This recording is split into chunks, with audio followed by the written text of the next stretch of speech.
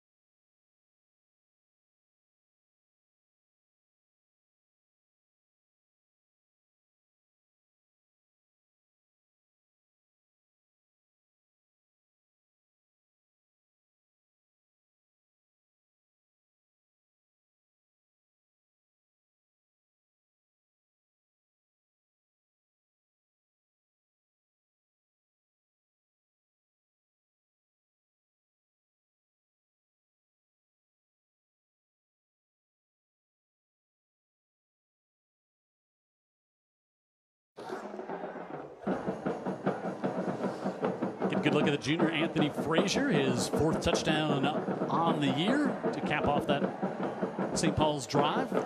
You know, when you combine the guys, bringing some of the defense over to the offense, you start to look around and think, this team's got a lot of talent. Yep. And they are doing that with more frequency as the season goes on. Like, look, we've had some rare talent on the defensive side. We got to get the ball in their hands. And Frazier, basically, he had some good blocking by Abrams, the younger Abrams, on that touchdown run. Mark Hudspeth, the coach here at Gulf Shores, 34-9. Of course, won the state championship last year. Perfect on the season. As his 4th season here. Of course, he was the head coach at North Alabama and Louisiana Lafayette, and also Austin Peay. When he's at Austin Peay, their first 11-win season in school history. Also won the Ohio Valley Conference, and then came down here to coach ball at the beach. Yeah, you were talking about the way this thing sets up. It's not a bad idea. Ginsburg will send this one high, and Colin Wilson will take it, and Wilson will get to about the 20. And Wilson, who we saw him in really running the Wildcat all night in that game against Saraland when they, their quarterback had got hurt in the first week, Judd Harris, and now Harris is back, but still the offense goes through him. He gets 12 yards tonight. He's going to go over 1,000 yards in game number 6. That's pretty good. He's really special. He was frustrated in that game against Saraland. Again, they were down the quarterback. It all rested on him. And you could see that Saraland defense was good enough. It gave him some problems. But now, with the quarterback back on the field, less for him to process and worry about. Yep. He was really a one-man gang for most of this year. Judd Harris got hurt in the first game against Choctawhatchee, and then he came back 2 weeks ago. Gulf Shores was off last week, and he threw for 3 touchdowns against Blunt in their win. And now we'll get a flag before the snap at 1st and 15, and behind the ball to start things off for Gulf Shores here on offense. So you got this Gulf Shores team 2-3, but their 3 losses, the combined record of those teams 15-2, as they lost to Choctawhatchee, who's 4-2 on the year. They lost to 7A Mary G in a great game, 21-17. Mary G is 6-1 on the year. And also Saraland, who's 5-0. So their schedule has been front-loaded heavy, and it's going to get a little easier the rest of the way. Hudsmith fires this one off and incomplete. Came out to the near side, went right through the hands of Carter Davis. Davis with 3 catches on the year. So Harris back at quarterback. Wilson, Dan talked about it, it's going to go through there. Duke, the blocking back. Bird there. Harris also starts out wide. Nick Hampton is their go-to guy, goes to receptions. He's got 13 on the year for 2 touchdowns. Brereington, King, Akins, Breland, and Alexander up front.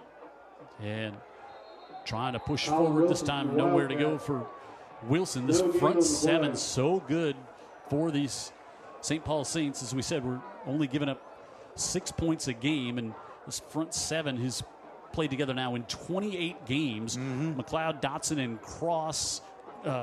Cross had a great game on Friday Night Rivals a couple weeks ago against Theodore. Abrams, Jones, Abrams, and Baker, the linebackers.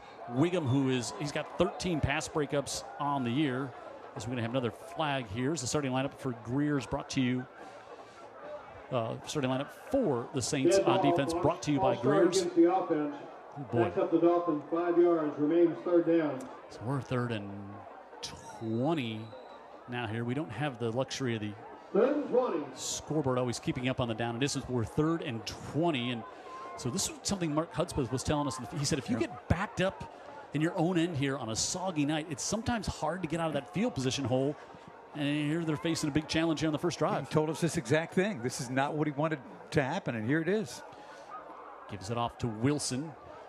Wilson up the far side, tries a little cutback, but he's swarmed and ridden out of bounds there by Tank Jones. Yeah, before he tried a little cutback, he tried a little, let me lower my shoulder into you, Robert Wiggin, and he did, and got a few extra yards, but he just overpowered the young cornerback.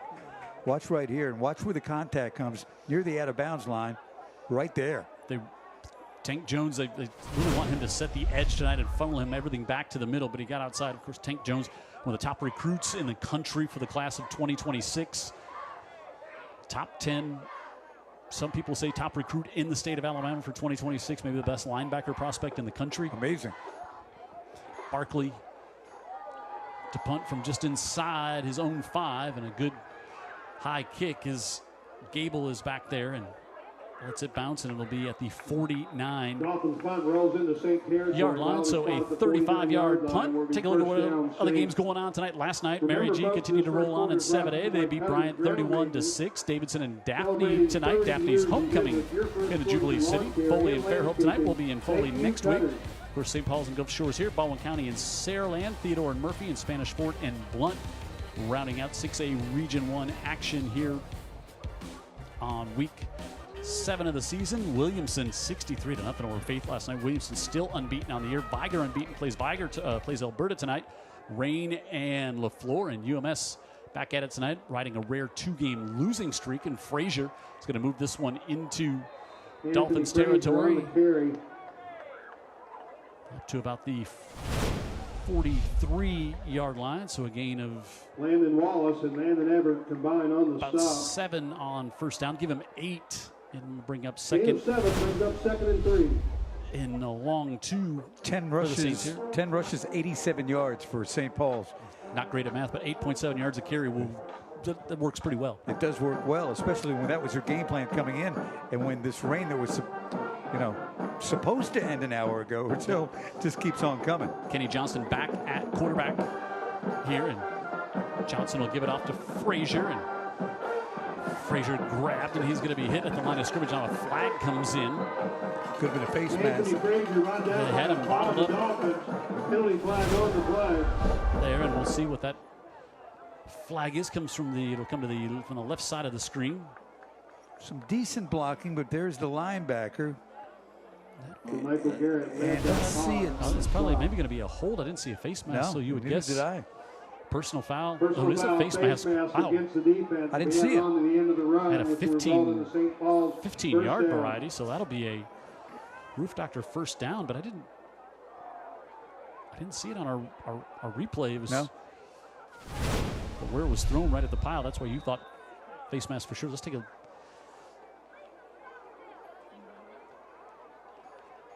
right maybe, there. Yeah, maybe, yeah. Yeah, right there. And it scraped it going by. Yeah, that was Price Stevens. And now long for the end zone. Hangs up there and incomplete as they tried to go to Johnston. First pass of the night. Broken up by Carter Bird. Incomplete. And Carter Bird, the free safety back there, able to break that one up. Second down. Johnson puts it in the air in a double coverage there. And Johnson did a good job. Almost turned into a bit of a DB trying to. He almost caught it on his helmet, right? On Carter Bird's helmet. Bird does a nice job of adjusting late to keep Johnston from making that play. See, Walter Hensley, the senior, got 12 catches on the year, second leading receiver here for the Saints. Johnson gives it off, and Will Abrams to about the 25-yard line. St. Paul, brought down by So you have two Abrams. They both play linebacker. Third and 8. They're not related. Isn't that amazing? 2 years apart. 2 years apart. Their birthdays on the same day. It's Third and 7. a lot to try and figure out. But the younger guy, he's actually stouter. He's the bigger player. Yeah, 207. So 3rd and 7. St. Paul's got a great kicker in Drew Ginsburg. But you would think they would, on a night like this, love to be able to get this to a maybe 4th and short if you don't get the first down. Amen. Yeah, I bet they would. Stevens, the tight end, comes in motion. Johnson rolls out, wants to throw it back, and he's able to get it off to Frazier. Frazier behind the line of scrimmage makes one move. Now he's going to have possibly a first down, but a flag comes in at the end of this one. Frazier able to make the first guy miss. Quite a play there. The misdirection, everything going the other way.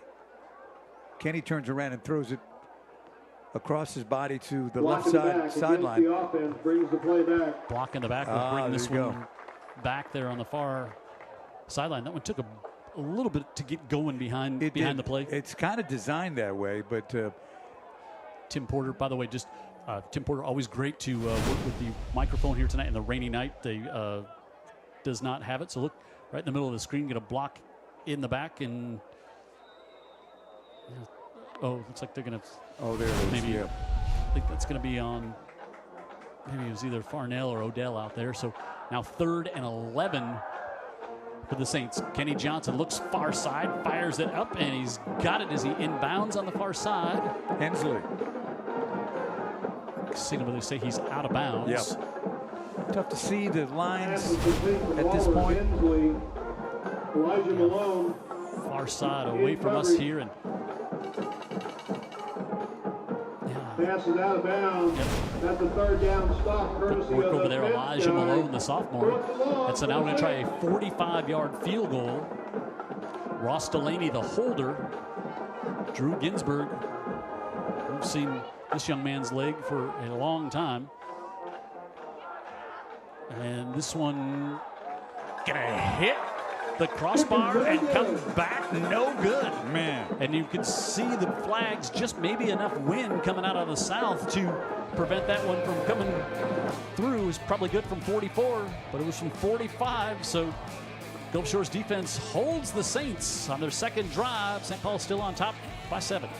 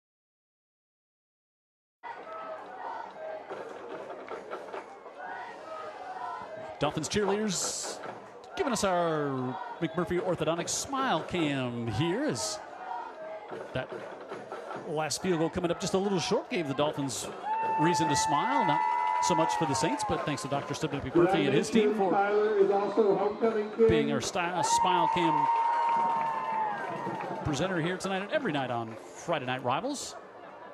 I felt like that was a big stop for Gulf Shores to not let this one almost start to feel like it was slipping away early in the first. Yeah, they held them to the field goal try, first of all, and St. Paul's hurt themselves with their penalties. Wilson up the middle. Wilson straight ahead. He'll get 2, maybe Bring the 3 ball out to the 23-yard line. on first down. Noah Abrams in there for the tackle. 3-year starter right in the middle of that defense. Well, he and Tank Jones together, that's a formidable middle 2 linebackers for the St. Paul Saints team. Yeah, I agree. What has to happen now is Gulf Shores has got to establish something. More than likely, it'll be the running back.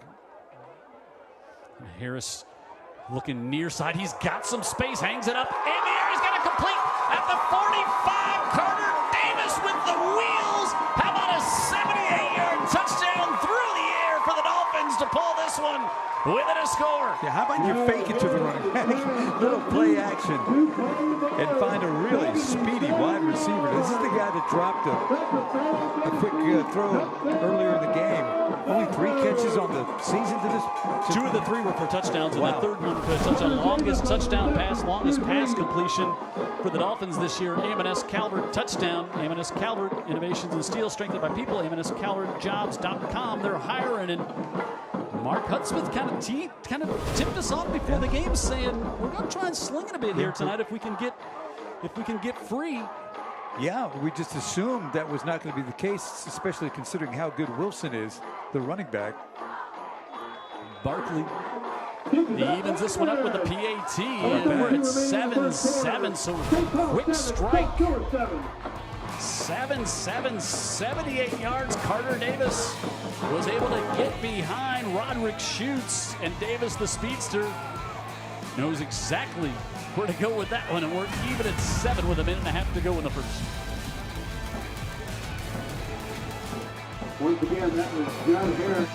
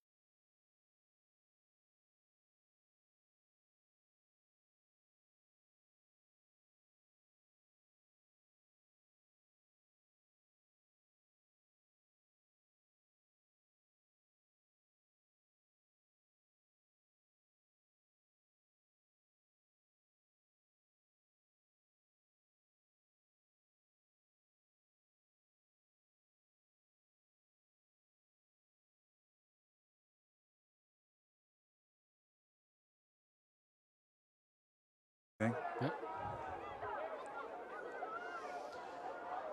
Judd Harris, quarterback for Gulf Shores, got hurt in the first half of the opening week. Came back 2 weeks ago. As I said, Gulf Shores was off last week. Came back against Blunt, threw 3 touchdown passes, and then a beauty here late in the first, 78 yards, able to get Carter Davis. And boy, Davis, once he had it in his hand, it was all of a sudden he just ran away from anybody in a red jersey. Hit a gear. He slowed down to make sure he could catch the ball, and then he just jammed it in gear, and off he went. Schutz had no chance at corner for St. Paul's. Watch this again. Now watch. He's got to slow down a little bit to make sure he gets it, and then he is gone. Man. Yeah, and no safety help in the middle of the field. And no, all on his own there. Davis, 4 catches, 3 touchdowns on the season, and had a drop on that opening drive, so they go right back to the youngster there, and he responds, and we're even. 5 touchdowns, no interceptions on the year for Harris. As I said, that's his longest completion of the season at 78 yards, and all even with a minute and a half to go here at the Mick.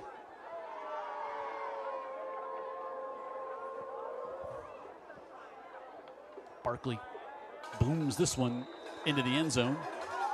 And now some pushing and shoving behind the behind the play, but no flags come out on that one, so the Saints will come Taylor back out. Barkley's pick sails all the way into the end So, zone. so St. Paul's is, again, only giving up 31 points coming into this game, 6.5 a game. I think that defense is probably a little shocked they gave up a big play like that. They haven't given up many this year. No, they haven't, but I know that 40-yard line for the the starting corners position. are First down, Saints. younger in terms of playing time. Yep. And I don't think that Barnett's got the same faith in his deep end as he does in his front seven. And Davis is like on wheels. Shoo. Just a sophomore. You know, when you have a play like that, Jim, and you really haven't done anything offensively in the game, and yet you get 7 just like they get 7. Here you go. Tate Johnston gives it back off to Will Abrams, and Abrams trying to get out to the far side. Dobbins wraps him up and finally able to push him out to the Will far Abrams on the sidelines. Brought down by Jaden Dobbins. Dobbins, Into senior Michael Garrett. safety, one of the few seniors on this team. He's only got about 9 seniors on this Gain Gulf of Shores 6 on the roster. play, About 4 brings of them up play a lot. 2nd and 4. Really young. After that senior-dominated team that went 15-0 last year to win 5A, then they got bumped up to 6A as we're down to a minute to go here in the opening quarter. 6 yards on first down for the Saints. So 2nd and 4. They empty the backfield. Johnston to keep it. Tyler Johnston gets to the outside. He's going to have a Roof Doctor's first down before he's pushed out of bounds again by Dobbins. That's the same play he had for the big run earlier in the game. He was able to get through with great blocking Johnston on the carry for the on the left Saints. side, on the boundary Brought side, and then down cut by it back Blaze across the field. Thomas. He's got really good Called the speed. play as the That's where they've been St. going Paul's all night first to the, down. to the left side. Yep. Dobbins get him over there to force him. So hard to cut back on this wet field. You can see just as they try to, if anything anybody's trying to cut back into the inside is going to be tough. And now they'll just flip the formation and put 3 to the top of the screen. Johnston quick out, able to get it over there to Frazier, and Johnson's pass complete. Frazier will pick up a handful here, and that might be our last Brought down by Elijah Malone, forced out of bounds. Short gain play on of the the game. play. Going to mark brings it up out of bounds. 2nd They'll and stop the 7. clock at 16 seconds left. Now they'll start it back up. I don't think the Saints will snap it again with 2nd and about 7 coming up. So through one here tonight in Gulf Shores, all even 7-7 Saints and the Dolphins. Saints did a little more methodically. Yeah, the Dolphins answered back with a quick strike. 75 yards, marching it down the field on the ground, and then a 78-yard touchdown pass for the Gulf Shores Dolphins to tie this one at 7 here on Friday Night Robin.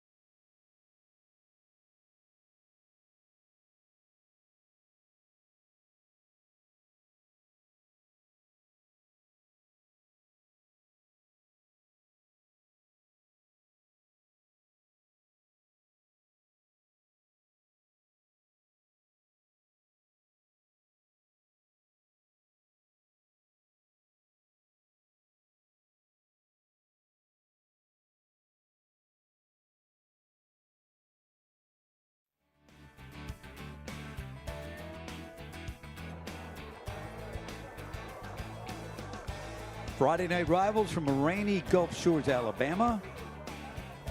Easing up a little bit. Brought to you in part by Dr. Pepper. Also brought to you by Mobile County Sheriff's Office, Sheriff Paul Birch. Greer's Market in Mobile and Baldwin County since 1916. And by IBEW 505. Here we go.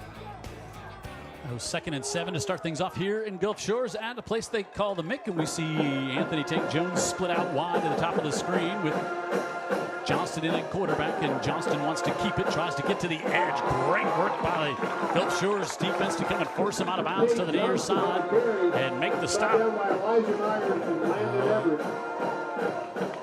Elijah Malone there to make the stop.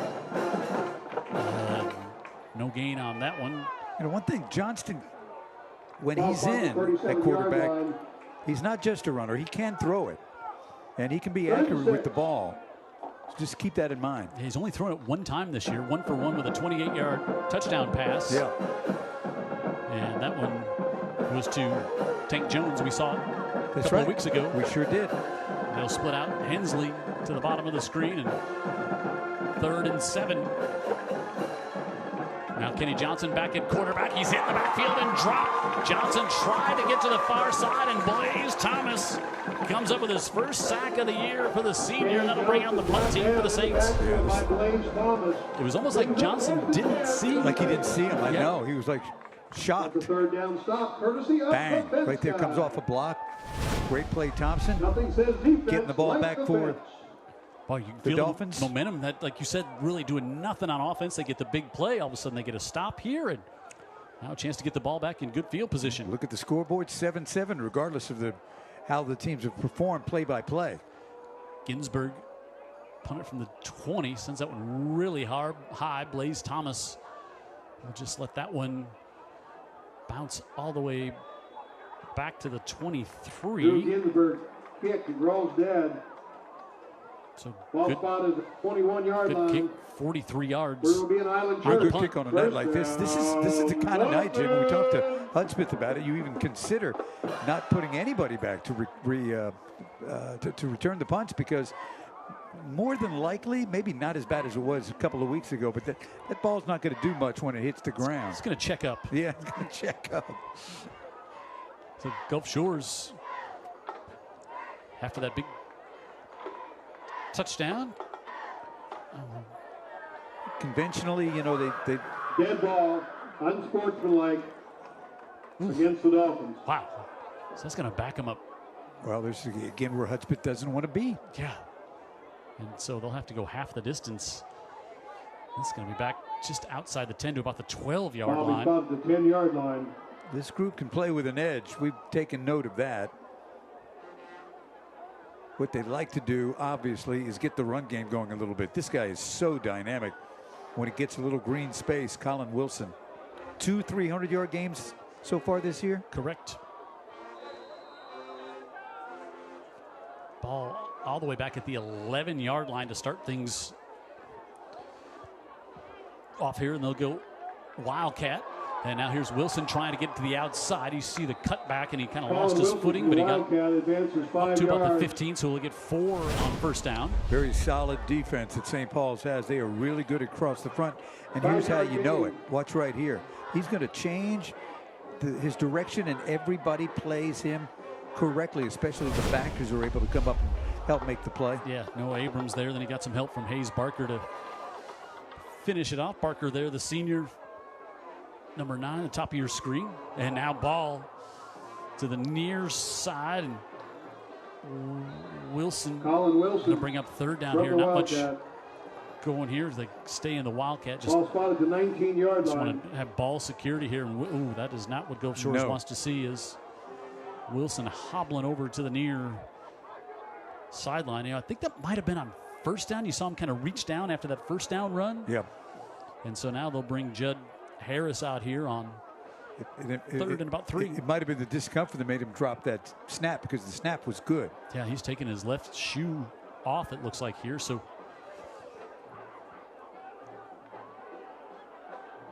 3rd and 3 for Gulf Shores. Jameer Alcius comes over from his corner position, and now it's going to keep it. Harris tries to get to the outside and wanted to spin away, but he's not going to get away from Edward McLeod.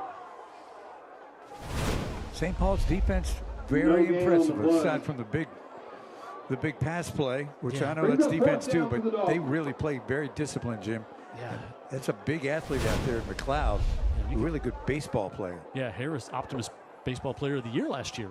And see, McLeod was reading Tank Jones crashing down there, kept it, and then looked like he was going to get it, and all of a sudden McLeod slows him down. And so a very quick 3 and out, and Barkley to punt from his own goal line.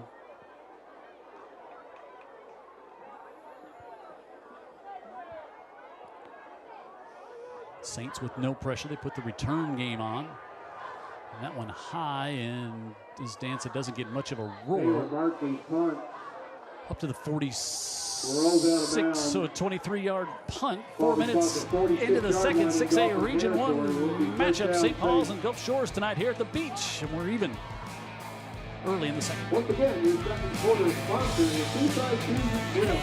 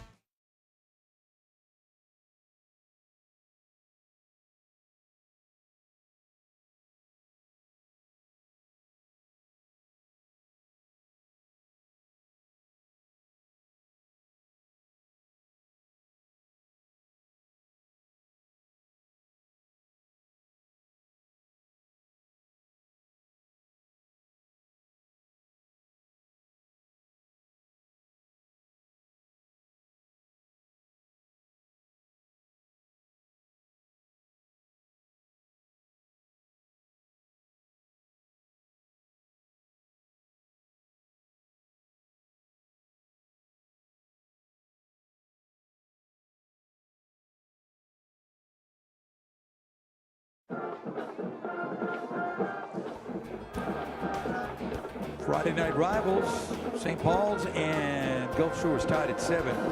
And tonight's broadcast is brought to you by Dean Waite Injury Lawyers and by the group that brings us the Smile Cam, McMurphy Orthodontics, and by Roof Doctors. Got a sick roof? Call Roof Doctors.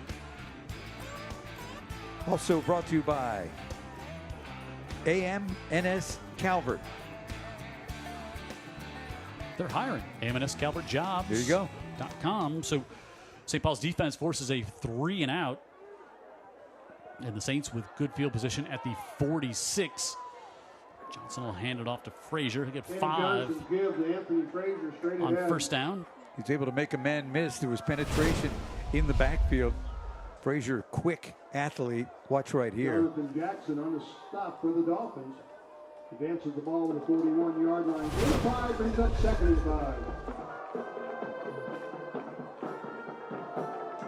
2nd and 5 here for the Saints. They scored on their opening drive. Just their 3rd possession. Had to punt the next one, and now they fake it and they dump it out, able to get it off to the tight end, Carson Stevens. And Stevens has some room up to the 30, still spinning around. And he's going to have a first down up to the 26-yard line as he picks up 16. Kenny Johnson's pass is complete. Saints look like a very well-coached team tonight, don't they, Jim? Yep, really. They're utilizing the talent they have. Here's the tight end. He made a couple of big catches in the Theodore game, or at least one that I remember. 9th catch on the season, and he's got a first down up to the 26, and banged in the back a little bit. We'll keep an eye on that. That is a local 119 plumbers, pipe fitters, and service techs first down. Look at good-looking sophomore Stevens, 6'4", 210. Good target for Kenny Johnson, the senior quarterback, and first down here for the Saints. Johnston in motion. They quick pitch it to him. Looks to get some speed around the edge, and good work there by the Dolphins to thwart that one. Tate Johnson on the carry for Landon the Saints, Everett. brought down by Landon Everett. In on the tackles. We said leading tackler in 6A, and made the stop there on Johnson, but Johnson's still going to pick up 4, almost 5 on first down. A lot of things going the Saints' way so far optically as you watch as they're able to grind it out on the ground. Second 5. Occasionally sprinkling the pass play. Noah Abrams, and this time he's not going to get anywhere as he's driven back as a pod of Dolphins there. Able to stop him as all kinds of penetration up front for Gulf Shores on that one. Blaze Thomas, one of the first ones in there from his linebacker spot. Good work on the left side of the line here.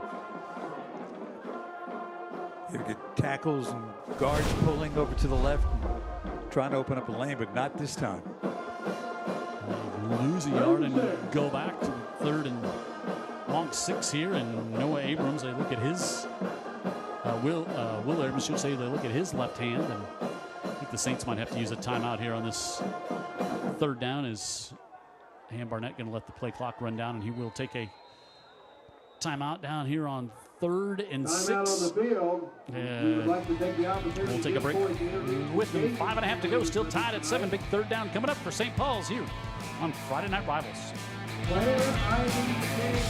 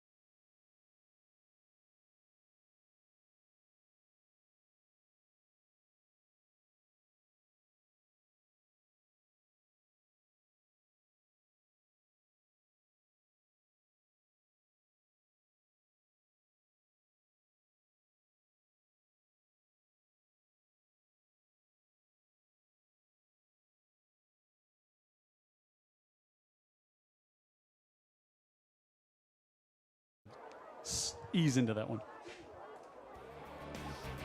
Friday Night Rivals from Gulf Shores, Alabama, brought to you tonight by Local 119 Plumbers, Pipe Fitters, and Service Techs.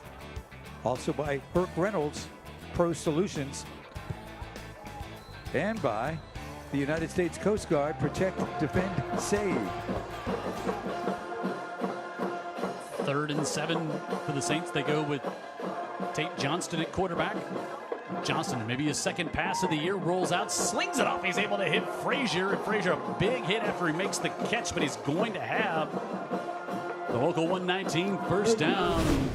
See the accuracy there of Tate Johnston that Coach Ham Barnett told us about. Yeah, so he's 1 for 1 all the season, but they see him all the time in practice, and they say, no, he can make the throw if that's what you want him to do, and he did it right there on a 3rd down. 6th catch of the season out of the backfield for Anthony Frazier, and the Saints now in the Dr. Pepper maroon zone. Frazier stops on a dime and tries to cut it back, and he'll be down to about the 14-yard line. Landon Everett C.R. Price on the stop. In there, and the gain of a couple. Short gain on the play. On first down for the Saints.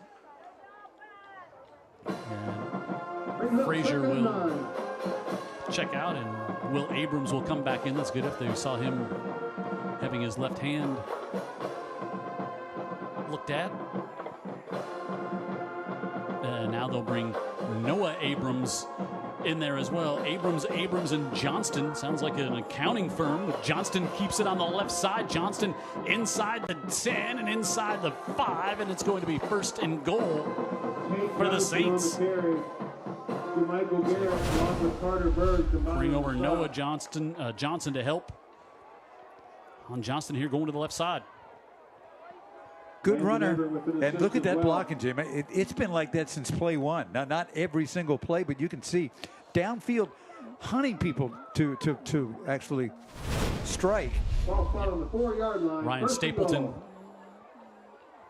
coming from his guard position there to help that one. It's 1st and goal for the Saints inside 4 minutes to go, and now they'll give it off to the bigger of the Abrams, and he's near the goal line. No signal yet. He's going to be just a bit short. It'll bring up second and goal. Stop short of the goal line, on about the half-yard line.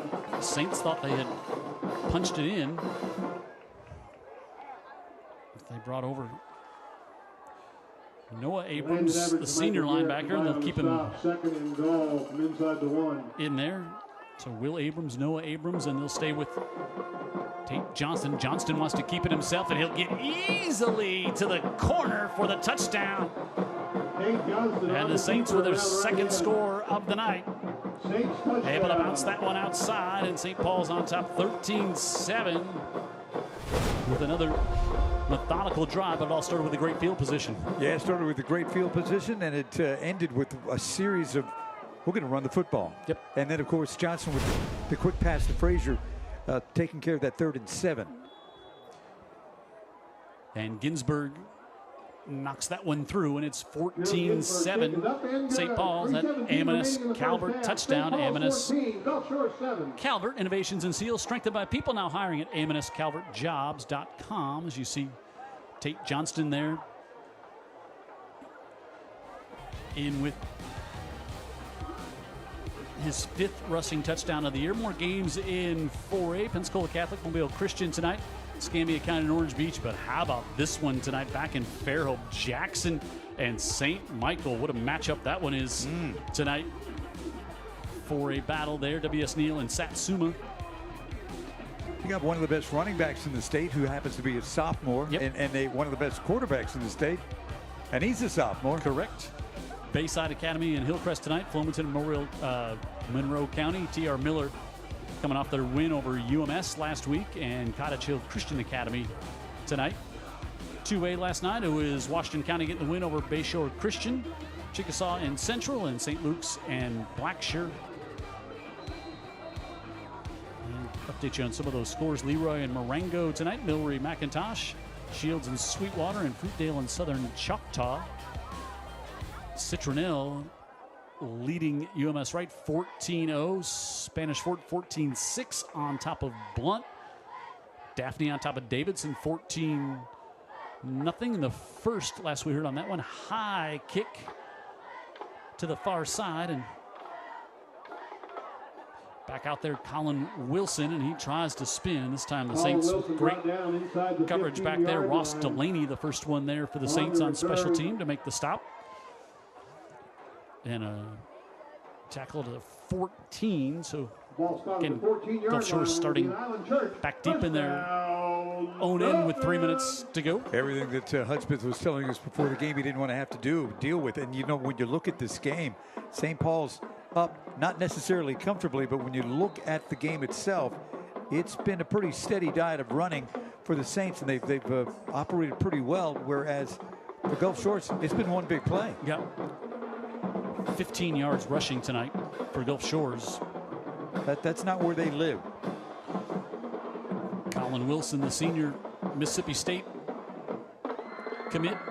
This time it's Harris. He wants to keep it, and Harris tries to go to the left side, and he is rudely met there by Chris Dotson. Yeah, he ran into the fun house known as the St. Paul's front seven, and it's any number of those that are going to make sure you don't get very far downfield. They're really solid. Harris, the sophomore, as a freshman, helped lead this team to a perfect season and a state championship last year. A lot of great players around him too. Now we have an injured Dolphin. Like Brantley Akins a little slow to get up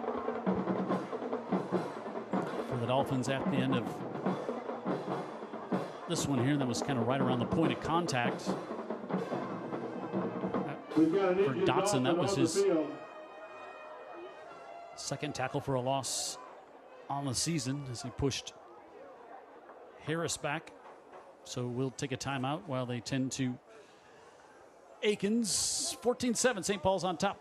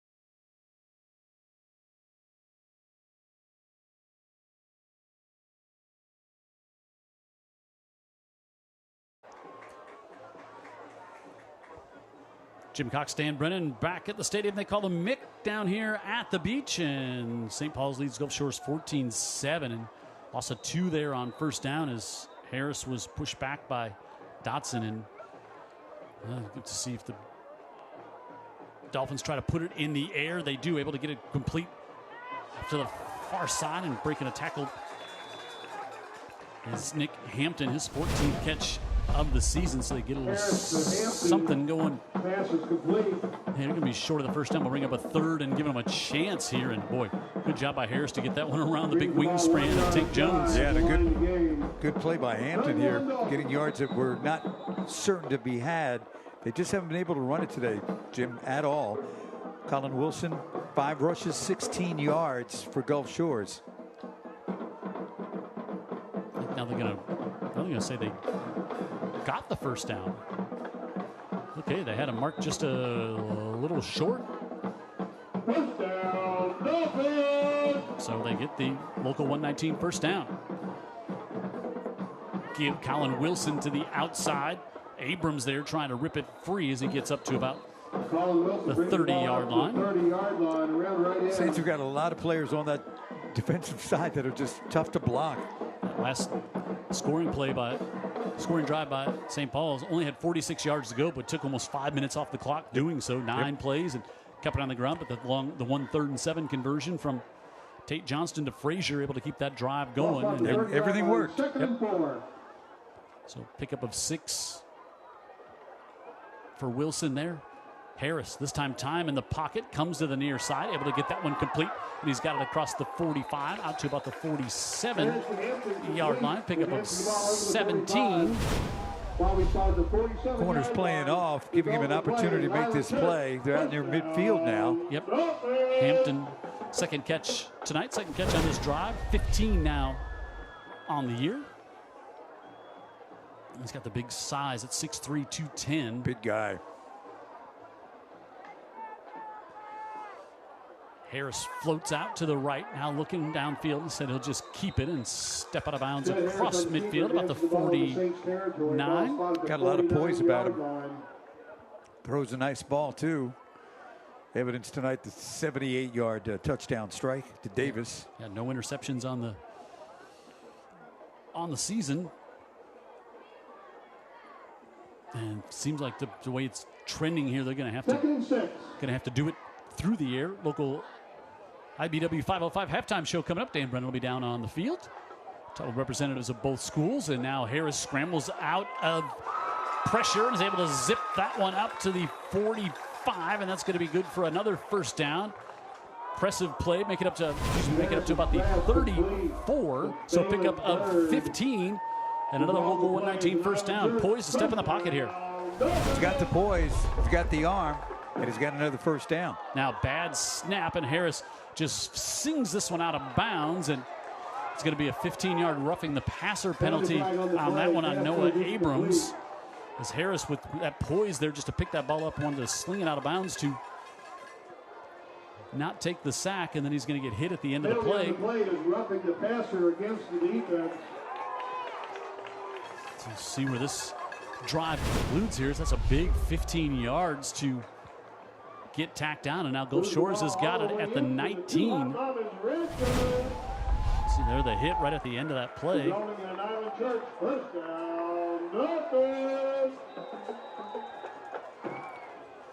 And they'll wind the clock. Gulf Shores will get the ball back to start the third as well. And dead ball. Now false start against Gulf Shores. Going to back them up 5 yards back to the 25. Stop the clock with 45 seconds. First and 15 to the 24-yard line. Left here, so it's 1st and 15 for Gulf Shores, getting something going through the air here on this drive, as it's been tough to run on St. Paul's tonight here for the Dolphins. Motion, and now Harris fakes.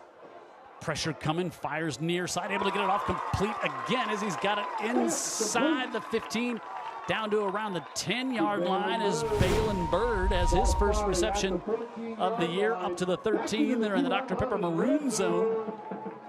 And Harris felt the pressure and able to find senior wide receiver for the catch, and we'll get a timeout here with 34 seconds left.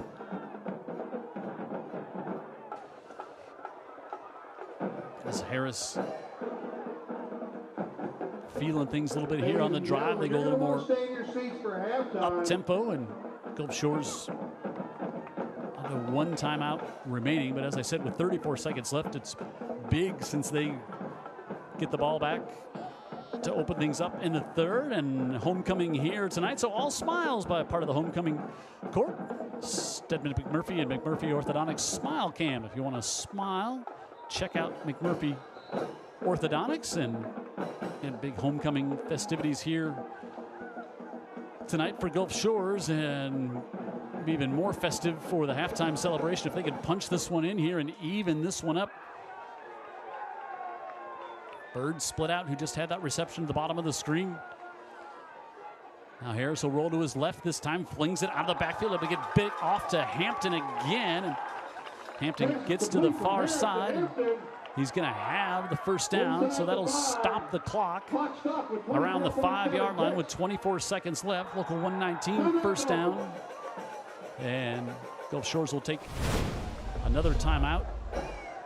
Here is Harris rolls out and able to just get it back off to Nick Hampton. And actually can't tell if he got out of bounds over there or not. It's really hard to see the yard markers on the field here. There's not many of them left, and the sidelines are also really hard to see. IEBW Local 505 halftime show coming up next. Dan Brennan will be down on the field. He'll get leading coach here heading into the halftime break, and then we'll hear representatives from both schools. You see why this game's so important. Saraland looking like they're going to run away with the region again this year. St. Paul's 5-0. They haven't played Saraland yet. They've got a trip to, well, they have a Saraland coming to St. Paul's next week, so that'll be a big one. Spanish Fort is yet to play St. Paul's or Gulf Shores, and that will take place next week, Spanish Fort and Gulf Shores. So everybody battling up there. McGill-Tulane hanging in there as well. Then you got Blount, Theodore, Baldwin County, and Murphy. So we could, top 4 teams make the playoffs, and it'll be tight all the way throughout the season. Harris fires incomplete. Stops the clock with 21 seconds left as they try to little quick out to get that one off to Hampton, and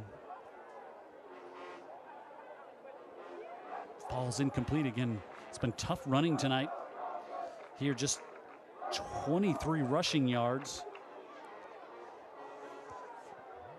Wilson with 6 carries for 22 yards. Harris looking to throw it again. Throws the back of the end zone, and he's got it for the touchdown.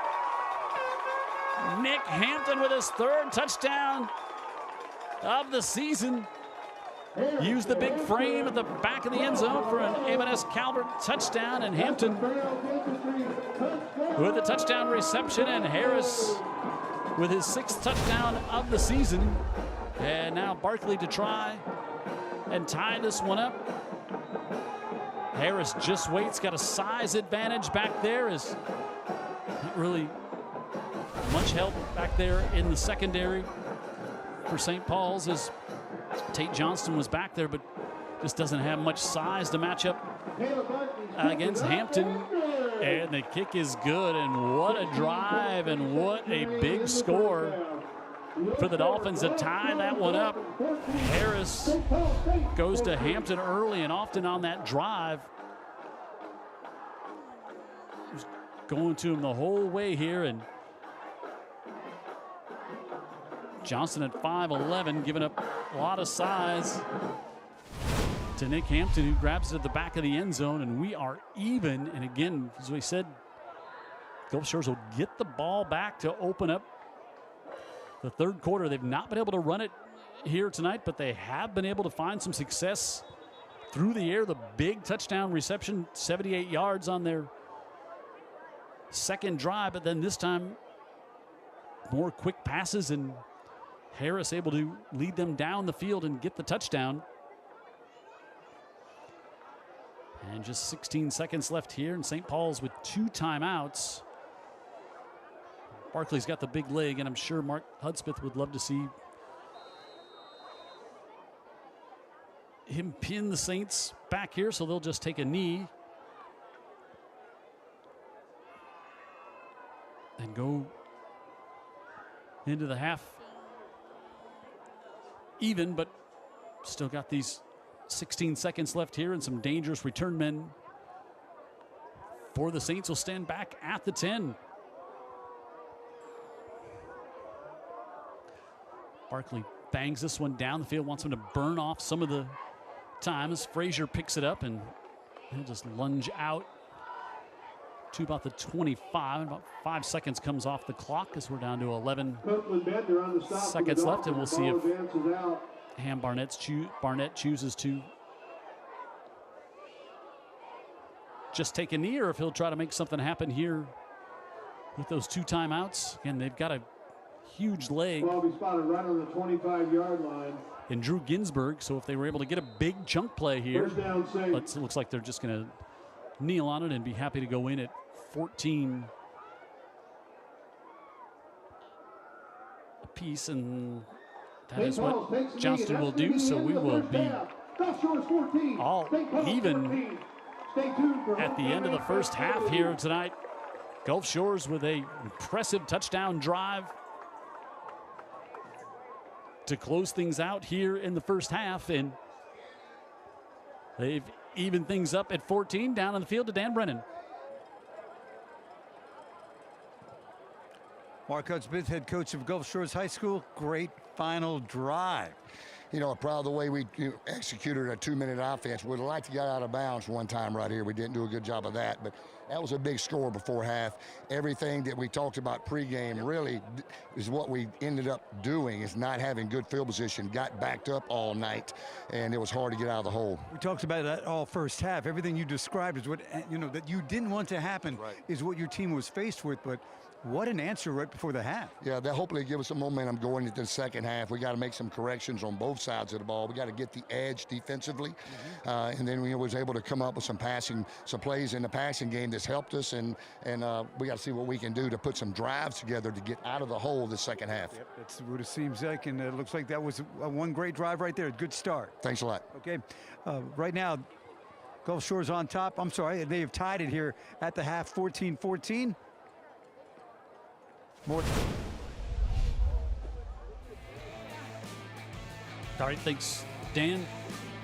Tate Johnston set things up for himself there. He was able to cash in. That put the Saints on top 14-7, but then it was Harris through the air with a touchdown with just 16 seconds left to even this one up at 14 at the end of the first half here on Friday Night Rivals.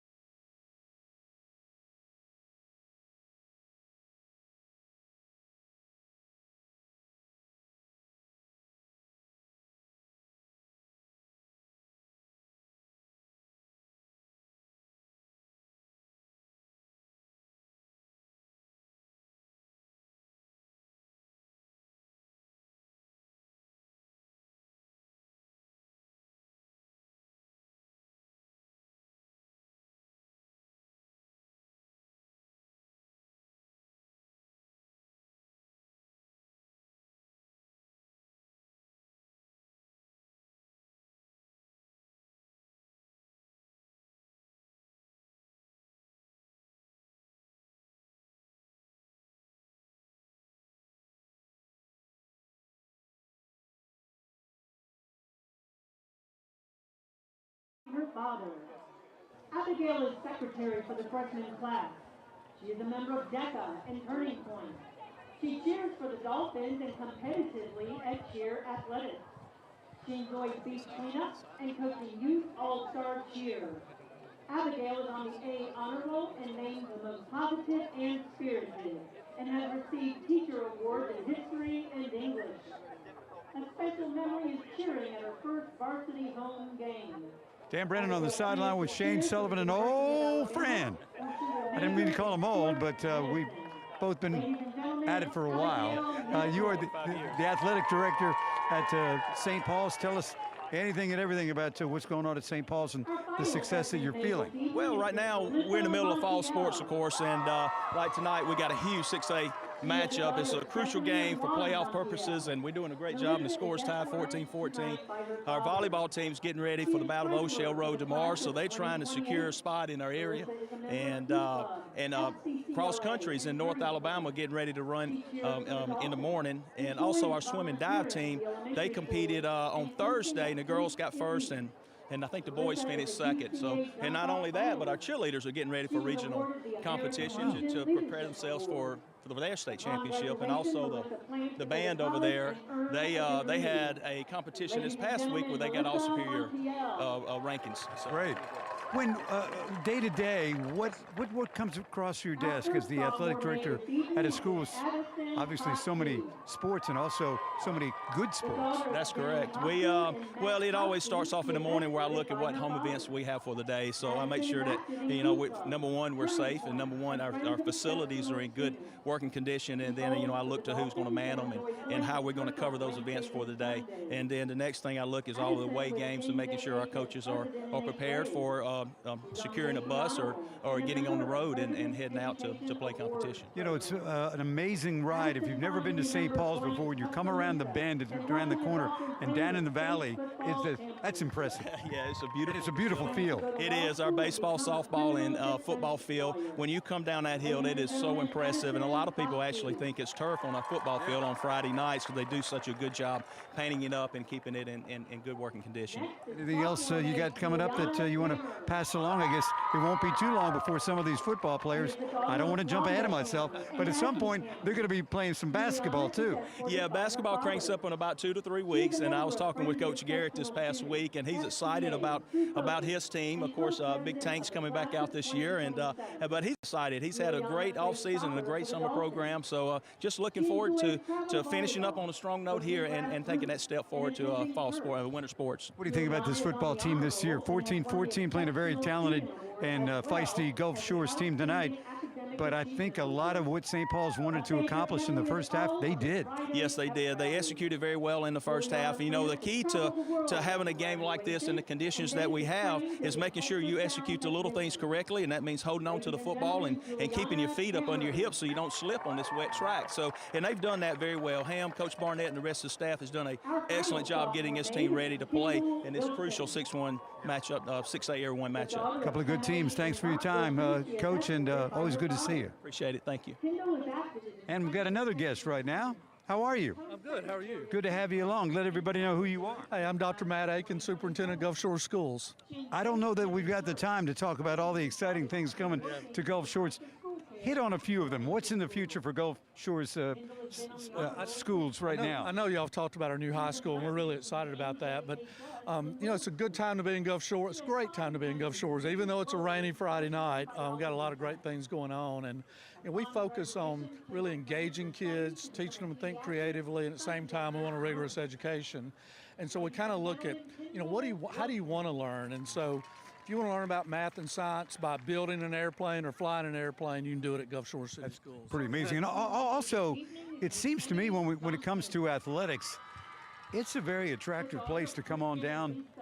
You're doing your family a bonus by living at the beach. They're not mad at Daddy because he took a position teaching or coaching at Gulf Shores. Yeah, and we've really focused on obviously with coaches, but our priority is hiring the best teachers, and keeping the best teachers, and I think that's been the key to our success so far is having, we go out and find the best, and they want to be here, and it's a great place to live, and that's what every parent wants for their kids, whether their kids in the band or whether they're playing basketball or soccer or football, they just want the best. And we did talk, excuse me, we did talk about the new high school, but for those who missed that conversation last time, just kind of give us a thumbnail idea of exactly what's going to be happening, when the construction is going to happen, et cetera. Yeah, so construction is ongoing now. We're very fortunate, obviously, to have the financial support of the city of Gulf Shores.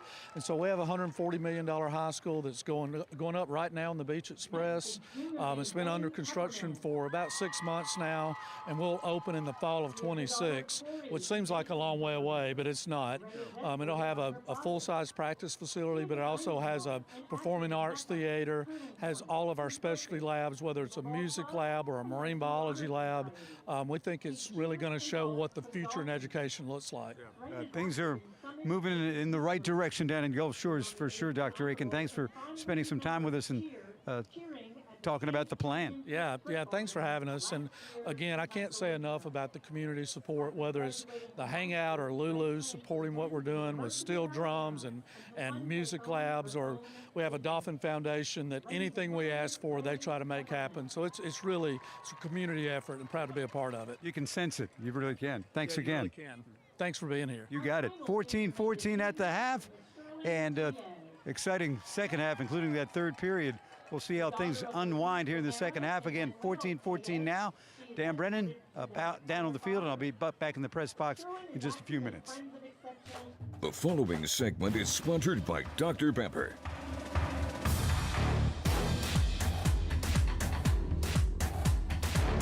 Well, if I could go back and tell my younger self things that I would have liked to have been prepared for that catapulted me in my career, and then just pull on some of my experiences playing team sports in school, is being involved in that team aspect, but also the forethought of I can be successful in what I do. I think as you're starting out of the youth, or for me personally, I set a lot of limitations upon myself on what I thought I could do or what I could not do. And those are some of the roadblocks that I would tell young youth today, is that the sky is the limit. Don't limit yourself. Go out into the world. Be ready to conquer everything that you do. And who knows, I mean, I've been able to be successful doing that, and I think that may have handicapped me a little bit early in my career, that I couldn't go do these bigger jobs or these bigger roles. And I fooled them. And here I am.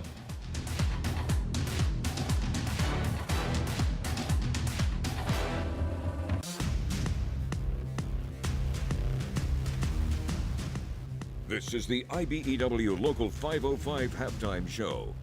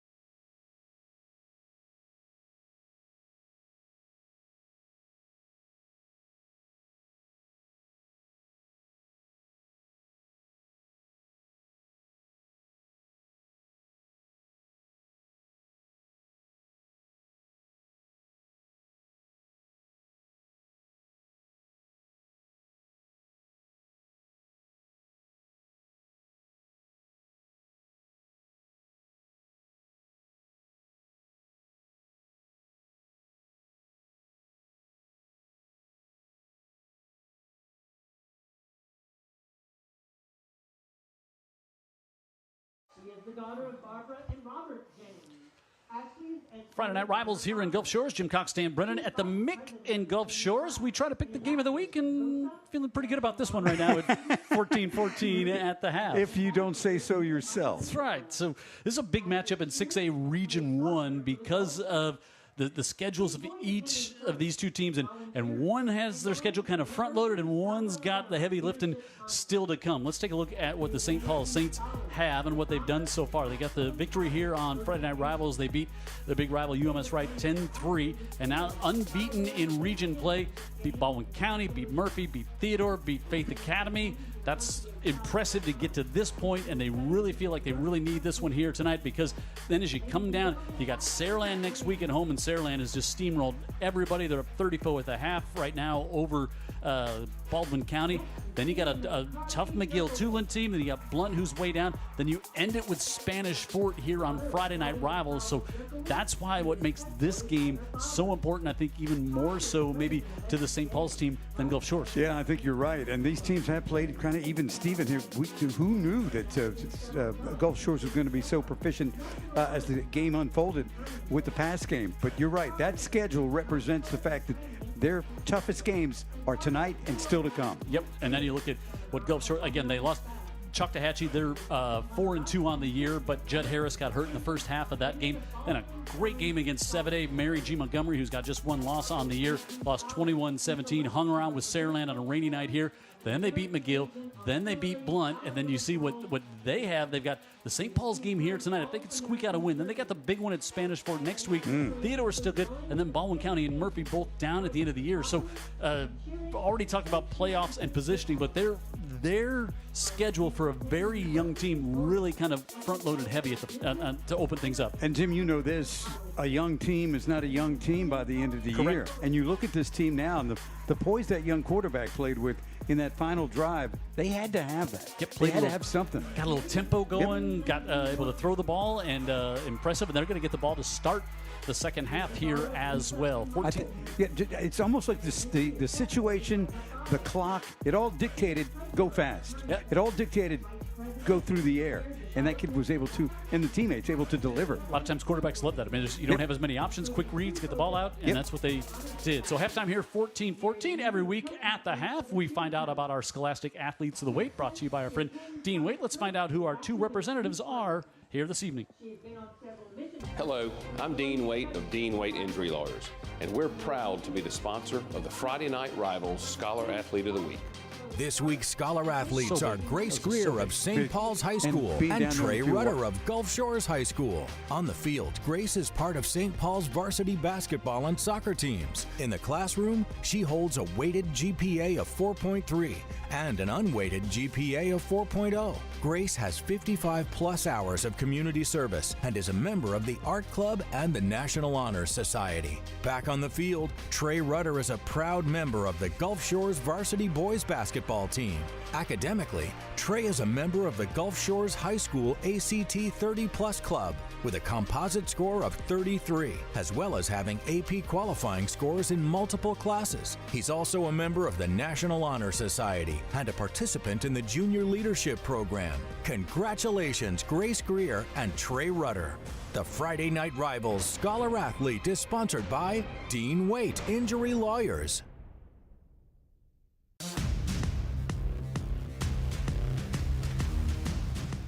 This is the IBEW Local 505 Halftime Show. The best Thursday night lights and Friday night Rivals highlights from across the country. Gaisford corner. That pass high and caught. One-handed catch. Under the rain that has been steady since kickoff, and it's a fake. It's a fake running up the middle, and with the first down is Omeza Danian. Some trickery on special teams, and Green Hill converts. On their own 3-yard line. Judkins, it's hit hard, right in the hands of Landon Crozier for the big red touchdown. Right place, right time, man. Great defensive play. Coordinators thinking 2 plays here. Ball's on the ground. Vogel's trying to make something out of nothing and does. He's still on his feet. Vogel to the 15, to the 10. Touchdown, Vogel! Talk about stick-to-itiveness. That play was blown up, and that young man just wouldn't give up. Field goal attempt. If they're inside, they'll probably go for it a third time, James. Compton trying to find a way, and he's going to run out of defenders. He still has the football. Throw it into the end zone. Is it a catch? They call it a catch.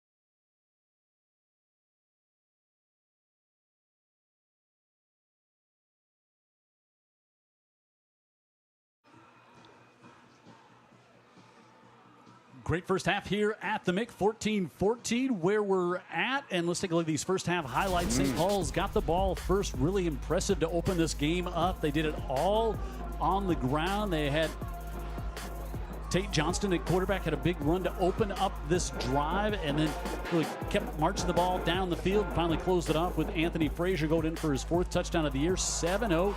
St. Paul's impressive, and then a quick strike to get this one even. 78 yards from Judd Harris to Carter Davis, his 3rd touchdown of the year, longest pass play of the season for the Dolphins, and the Saints again keeping it on the ground. Johnston got this one to be a 1st and goal, but 3rd down conversion there, keeps it himself. 14-7, looks like we're going to the half maybe that way, but maybe. No. Yeah, now the Gulf Shores decides we're going to put it in the air, march it down the field, cap it off with this touchdown pass up to Nick Hampton from Judd Harris, and even this one up at 14 apiece. Huge score, and now Gulf Shores gets the ball back to start things off. You know, my duties took me down on the field right before the half, and here comes Gulf Shores roaring down the field behind Harris. He looked good, and that play in particular, he just waited, you know, timed it out, waited for the big guy Hampton to get open in the end zone and put it right on him. Ran their 2-minute drill as Coach Hudspeth told Dan Brennan that he would like to see him get out of bounds once more, but it's okay. He still came away with 7, and now you're going to get the ball, open things up. Ginsburg sends this one high and into the end zone. But he is a weapon. And now we'll see what adjustments Saints try to make defensively to shut this pass game down, because really you saw it on there, 25 rushing yards in the first half of these, and they got an all-state running back there, and he's not been able to run the ball tonight. No, the St. Paul's front line is just too good defensively, overwhelming the Gulf Shores offensive line. But you got something with Harris and his receivers. I think we're going to see more. And again, a lot of things are just dictating throw the ball. Number one, that St. Paul's defense is really good up front. Number two, he can throw the ball. Yep, but you still would like to get your running game going a little bit. Sure. Oh, the snap over Harris's head all the way back into the end zone. Ball is loose, still loose on the ground at the bottom of the pile. Who's got it? Hampton says he have it. The Saints say they have it. If they have it, it's going to be a touchdown for the Saints as they're unpiling this, still looking at the bottom of the pile. I think Hampton is saying if he has it, it's a safety. Safety. And that is the best possible outcome for Gulf Shores. Out of that play is a safety. Yeah. Disastrous snap. All the momentum, and to get the ball to start the half, and look at this. Over Aikens' head. We saw Aikens go out with an injury earlier. And St. Paul 16. Ball bounced around, changed possession a few times down there. It was Hampton who ended up with it. And, disastrous for Gulf Shores. All the momentum heading out here to start quarter number 3. Yeah, they had one first down in the first half until that final drive. And they put something together right there. Got to be very disappointing for Mark Hudspeth and his crew. And you saw Aikens go off the field injured earlier in the second quarter. And he's back out there now. And, wow, just a radical change of events here. And now the Saints will get it back with what you would guess would be good field position again, and on the free kick, and two points to open things up. Jim, and another thing, you talk about that possession is now gone, right? They only had it so many times in the first half, too. The Saints owned that football most of the first half. Saints are going to get it now in good field position. What do? They run it. They right. So they're going to erase more time off that clock for Gulf Shores to be able to. They get a score here. Suddenly, it's a 2-score game. Yep. That's. So the kickoff will come from the 20 for Barkley. So St. Paul's Barkley's got a big leg, and he's going to want to put everything he can into this one.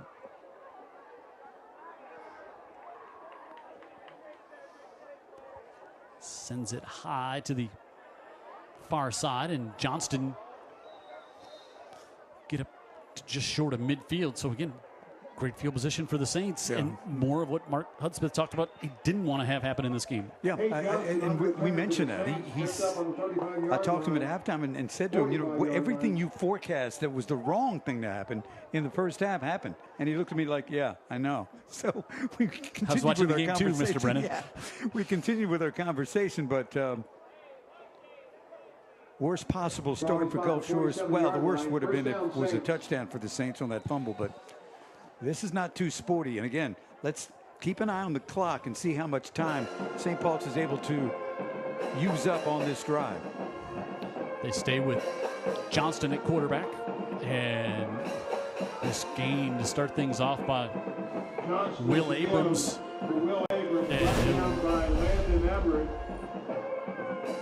Pick up 8 on first down, and Landon Everett able to pull down the sophomore Abrams. 8 yards on first down. Met Everett in the hole and pushed him back about 4 or 5 yards. And now it's going to be 2nd and 7 as the Saints with a pre-snap penalty. I don't know if you see some of these pre-snap penalties, a little bit of the still defensive players getting used to alignment and cadence and things like that, maybe? I think you're exactly right. They're using, again, a lot of their star defensive players are contributing on offense, and it's making a difference. Spot the ball right there at midfield.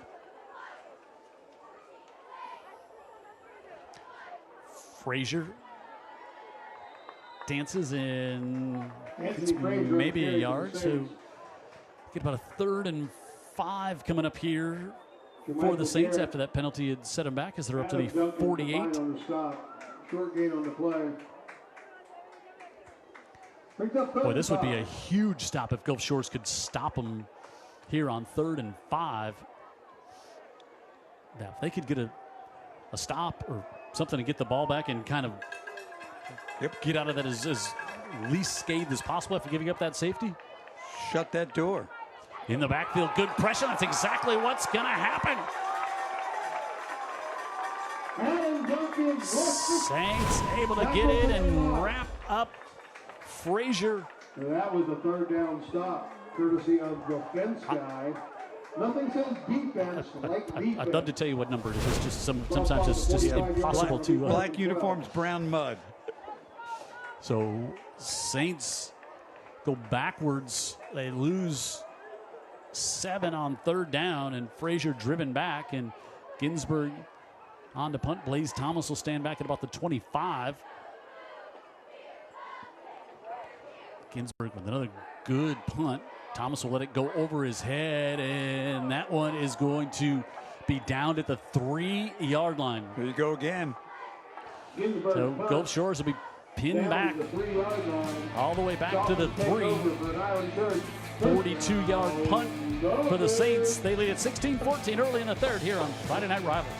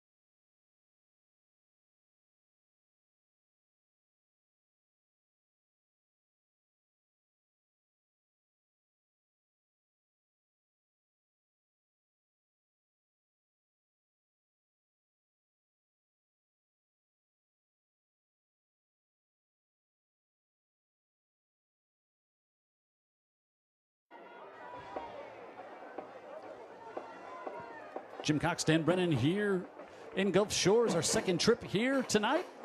Next week we'll stay in Baldwin County. We got Baker and Foley on the schedule coming up next week.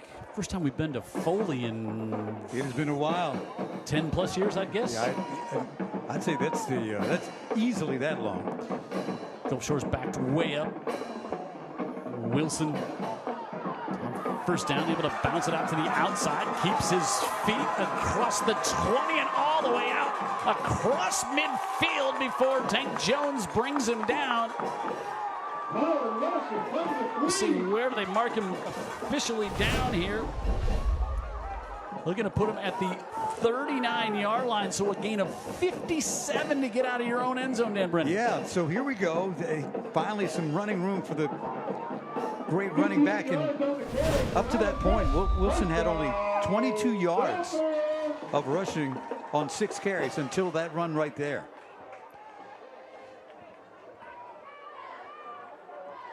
So Harris looks over. Biggest ground gain tonight, and a Roof Doctor's first down for the Dolphins.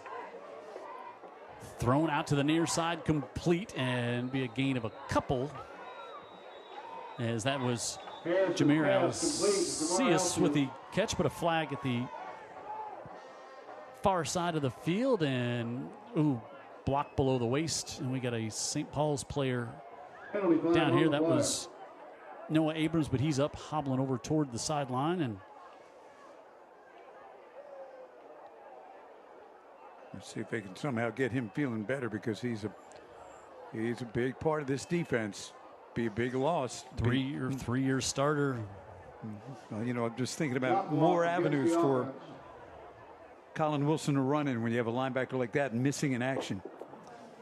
So chop block is on a back Gulf Shores way back to the 49 and going to bring up a 1st and 20. Penalty brings the ball back to the 49-yard line in Saints territory. Alcius. It remains 1st down. Up to the top of the screen. Harris gets away from the pressure again. More coming from the backside. Dotson had him, and then he'll be finished off on the play by Oliver Cross. I like the pocket awareness. I do too. Of Harris. I like everything about him. Second and long. Send a little blitz on there, and that cross that came blitzed right through the hole. Second down. Good reaction by Harris. No gain on that one, so it'll still say it's 2nd and 20.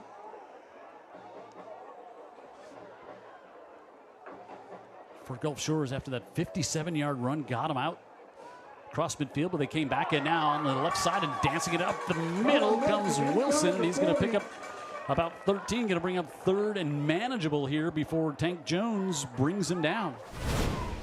You're thinking to yourself, it looks like a new guy out there, but actually it looks like a new offensive line. They're giving him room to run, which was not the case in the first half, and he can take advantage of that. He's able to take advantage of Noah Abrams being out there in the middle of the field. There you go. So 3rd and 10 here for the Dolphins. And we get a whistle.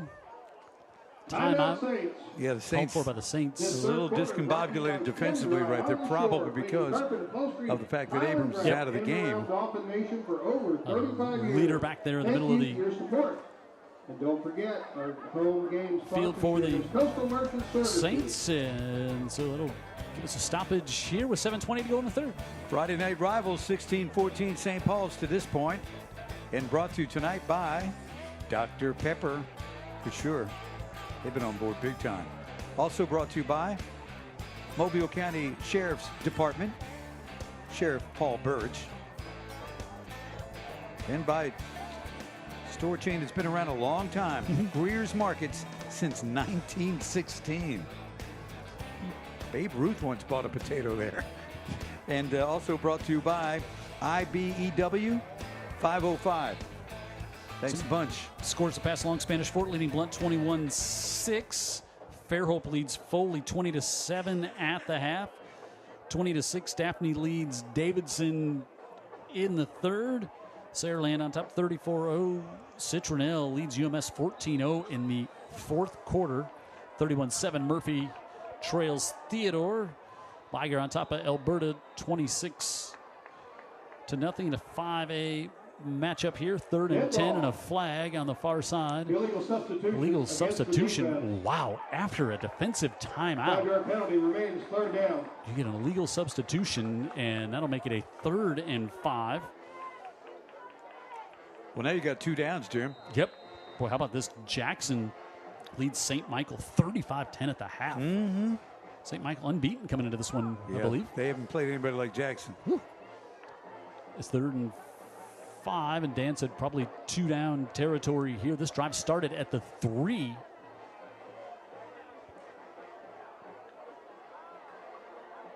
Harris gives it off to Wilson. A little stutter step, and he's not going to get anything but back to the line of scrimmage. Tank Jones there stops him, and now it'll bring up 4th down, as Dan said. But boy, you'd sure like to get a few there on just outside the 35-yard 3rd and 5. Yeah, So I agree, and he who hesitates is lost behind this St. Paul's defense, and that's what happened right there. To Wilson. Did not get the block they were trying to execute. Now it's actually 4th and 6. Lose one. Harris puts Hampton in motion. He's been his go-to receiver. He rolls out with pressure coming, and Harris is going to be brought down back at the 49-yard line. Oliver Cross Back at the 46-yard line. Turnover run down. Chased him down, and Harris never had a chance to turn his body to get rid of the football. A lot to like about Oliver Cross, huh? You talk about all these defensive stars.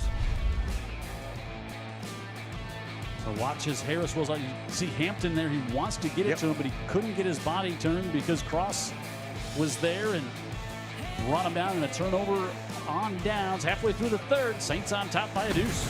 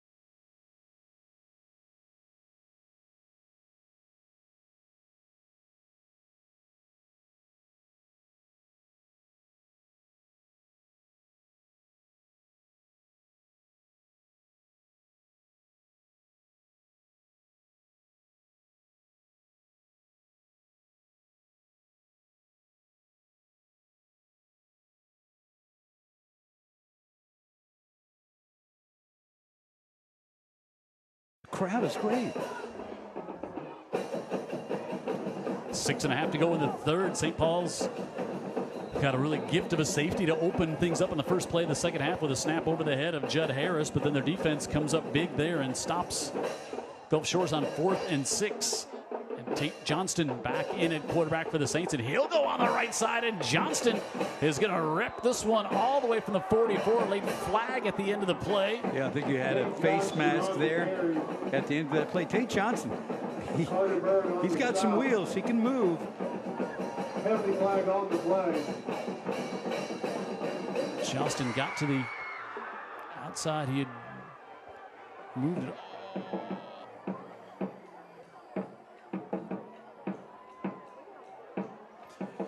Moved it all the way up to the 30, so he had ripped off a 27-yard gain. And we'll see flag at the end of this one. Tim Porter talking it over with his crew over there on the far side. Johnson, say maybe a horse collar, I'm thinking. Maybe. Yeah, it's a face mask or a horse collar, right. He's now 95 yards on just 8 carries. So it is a face mask. Let's watch here at the end of the play. Well, look at the blocking, Jim. Look at that blocking. Virtually untouched. And he never, he didn't touch the face mask unless maybe at the very end. Or the very beginning. Got it. But he had the jersey inside, maybe the collar is what they were saying. It was Carter Bird over there. And so now up to the 15-yard line for the Saints. They bring Kenny Johnson in and give it off to Frazier, and he'll bang the right side. Frazier on the carry for the Saints. For a couple, and they're in the Dr. Pepper maroon zone. Landon Everett there on the tackle. Landon Everett on the stop for the Dolphins. Gain of 4 brings up second Give and him 6. about 4, maybe long 3, and 2nd and 7 for the Saints, and they'll stay with Kenny Johnson at quarterback.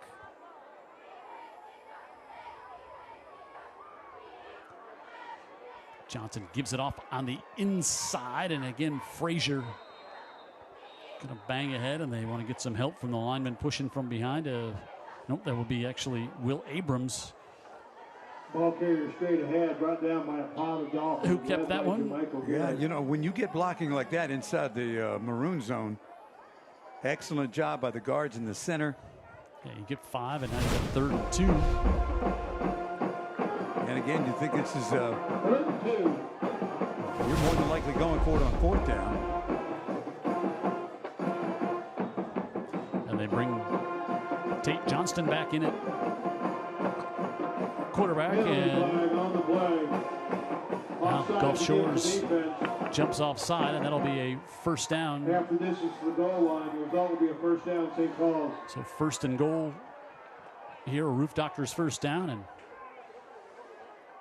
defensive coordinator Brian Van Gorder down there standing next to Mark Hudspeth. Frazier keeps wiping his hands on on Will Abrams' shoulder pads. Like, man, you don't mind, do you? Frazier comes out this time, and they give it off to Johnston, and Johnston able to keep it around the right side, and he's in for the Saints touchdown. His second of the night.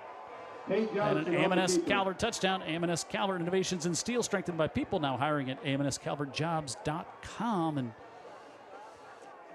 Johnston's been impressive tonight at quarterback. Yeah, we've seen him at more snaps there than we have in the past. Yeah, he's up about 100 yards and 9 carries. That tells you a lot. A couple of big runs.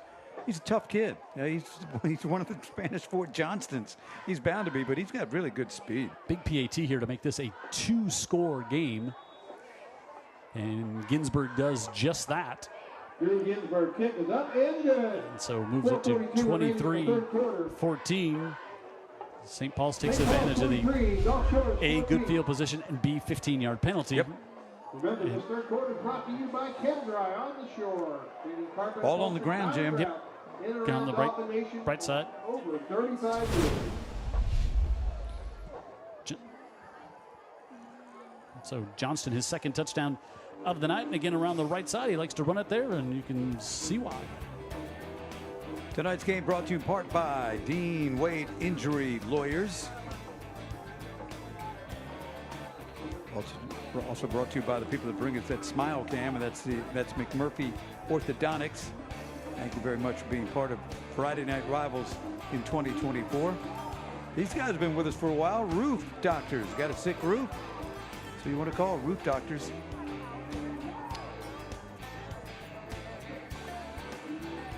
And by AMNS Calvert. Now hiring. Up the road. Way up the road from here. Way up the road from where we are right now, yes. Spanish Fort increasing their lead 28-6 over Blunt.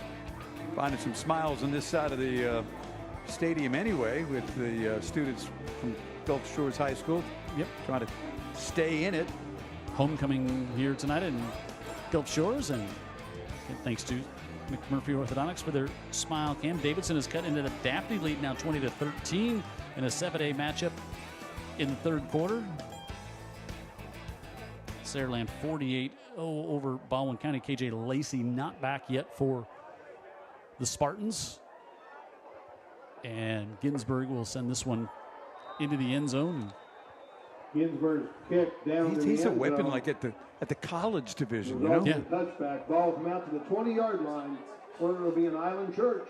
First down, Dolphins. So as we said, 4 plays, 54 yards, just a minute 46. And they get the big run by Johnson, and then the 15-yard penalty tacked on to the end of it. And really good field position the Saints have had all night, and it's been just the opposite for Gulf Shores. And here we go, starting at their 20 again. It's been the story of the night. Yep. So we'll see if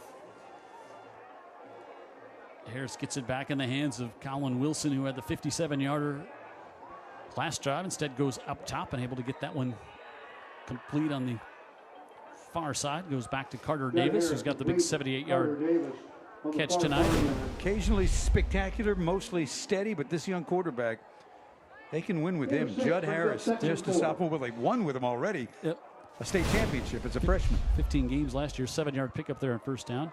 Said it last time we did this, Gulf Shores team. Gulf Shores trailed for a minute and a half all of last season. Wow. And it was because BC Rain got the ball first, scored a quick touchdown. The only time they trailed all season. They were dominant on the way to state. And then on the way to getting kicked up to, here's your reward, here's your blue map. Yeah. 6A Region 1. Welcome back. Good luck. Harris has that one knocked out of his hands. That ball is still loose. They do blow a whistle and say incomplete, and that was Noah Abrams. Good to see him back out there. Yeah. And Harris was saying, yeah, come on, that's an incomplete pass. Don't. It'll be third and about 3 here. Let's watch who gets the pressure. And Abrams was there. Instead, it was big long arms of Tank Jones, who was able to knock that one away. From behind. Yeah. Harris on a 3rd and 3 for the Dolphins. Kenny Edenfield, offensive coordinator here for this Gulf Shores team. 28 years as an OC. Harris trying to roll out to the far side, and he's getting wrapped up from behind and brought down by Abrams. Noah Abrams with the sack. Looks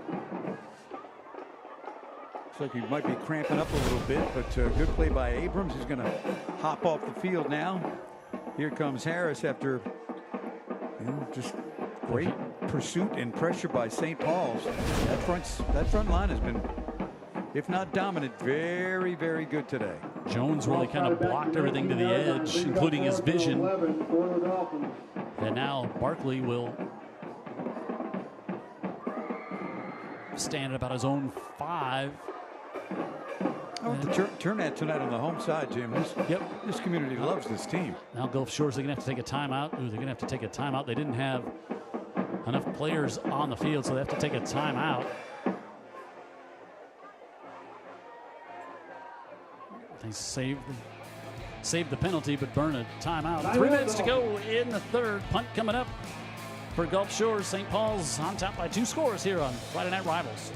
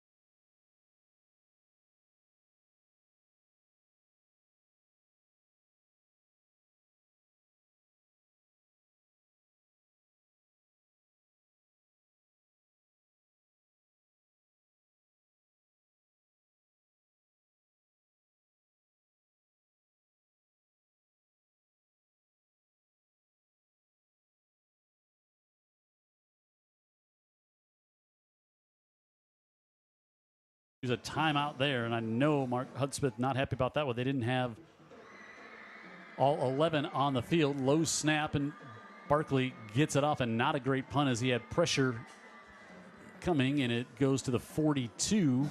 So just a 23-yard punt and great field position here. It really has been it's been field position tonight. So many times, certainly here in the second half, has been all about field position. The bad snap that got him off to a rough start. Plus side of the 50.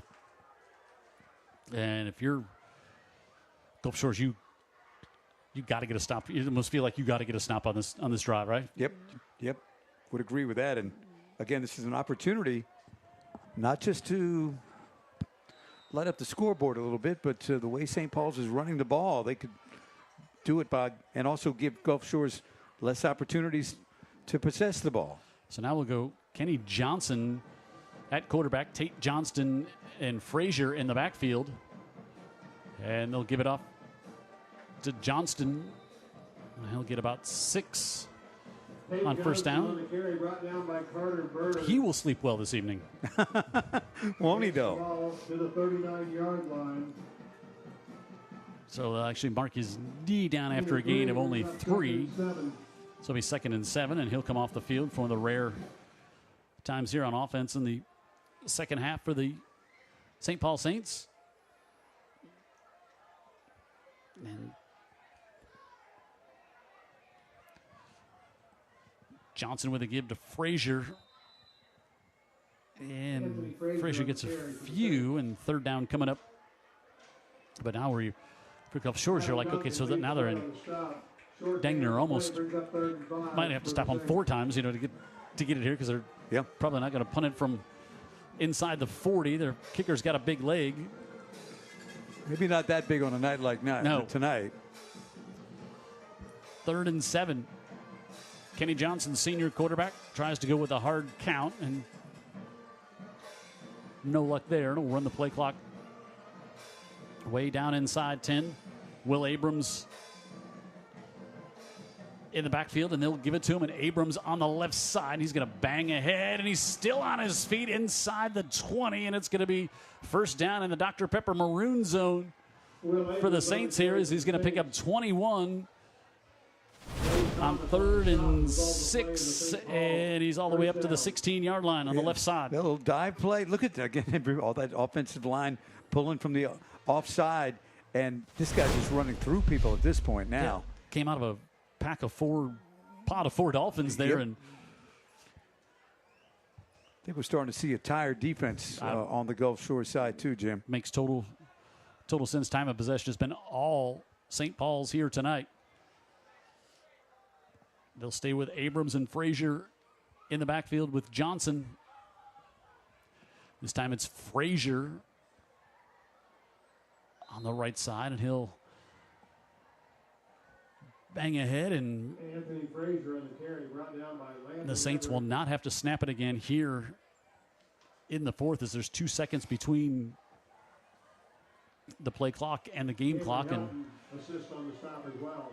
we'll bring up about a 2nd and 4 to open things up in the 4th quarter, and the Saints will just happily let this one run out, and that's going to be the end of the Chem Dry on the shore. I'll walk it all the way down to the far end of the field, and we'll get ready to start the 4th here on Friday Night Rivals 6A Region 1 matchup. St. Paul's unbeaten on the year overall and in the region, and they're a quarter away from staying perfect here on the season on Friday Night Rivals.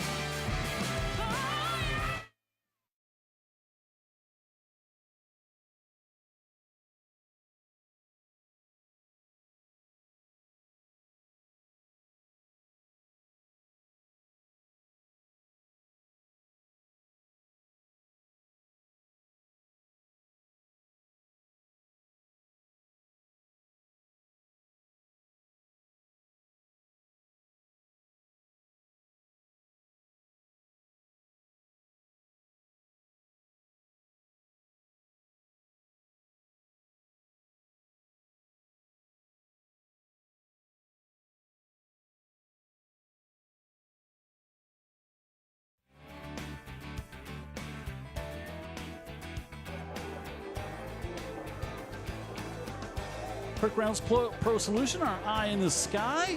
We all got our eyes on that guy, Christian Clark. He was checking his flow in the break, make sure he had the locks all good. Tough on a rainy night, a lot of humidity out there. You got the wind you're dealing with. I mean, but he looks as good as Kirk Reynolds does, providing you with their pro solutions. And thanks for Kirk Reynolds for being here and helping us out on this Friday night. So 2nd and about 5 coming up here for the Saints to open things up. Jim Cox, Dan Brennan.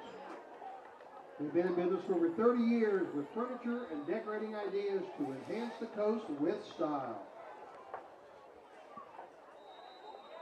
Saints have possessed it just about 23 minutes, where we've played 36. 2nd and 5. So that's domination. 23, and yeah, you're right, 13 minutes for Gulf Shores. give it off inside to Abrams, and Abrams inside the 10. Will Abrams on the carry, brought down by Landon Everett. It's going to be just a yard short of the first down. Abrams, seeing him be featured more, only had 13 carries coming this season, but more featured in the backfield more tonight than we've seen in the past. Really haven't seen Tank Jones that much on offense here tonight. I think trying to keep him fresh on the defensive side a little more, maybe. Probably so. If you don't need him. Inside, Abrams dances, tries to get off to the left side, and the spot going to be very close. I think he's going to be just short.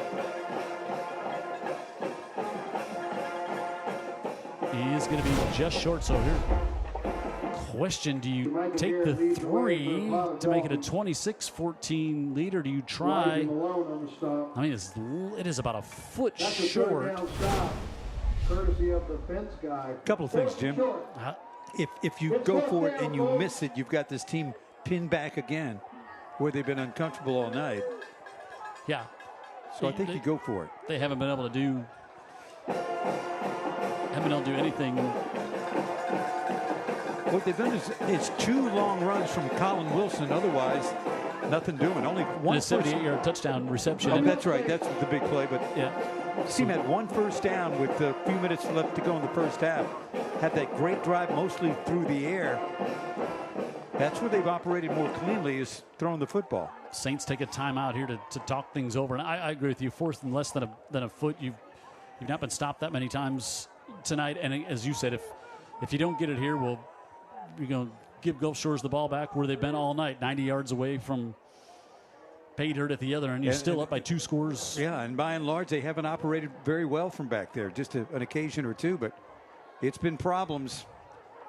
Now I wonder if you see maybe Tank Jones and some of the other big defensive players come over here for this 4th down situation. Friday Night Rivals in Gulf Shores tonight, brought to you by Local 119 Plumbers, Pipe Fitters, and Service Techs. Thank you, guys and gals. Also brought to you by, you just saw the eye in the sky, Herc Reynolds Pro Solutions. Part of Friday Night Rivals, as is the United States Coast Guard. Protect, defend, and save. And we do see Tank Johnson come in and Tank Jones? Yeah, Tank Jones come in, and they'll go with a wildcat with him.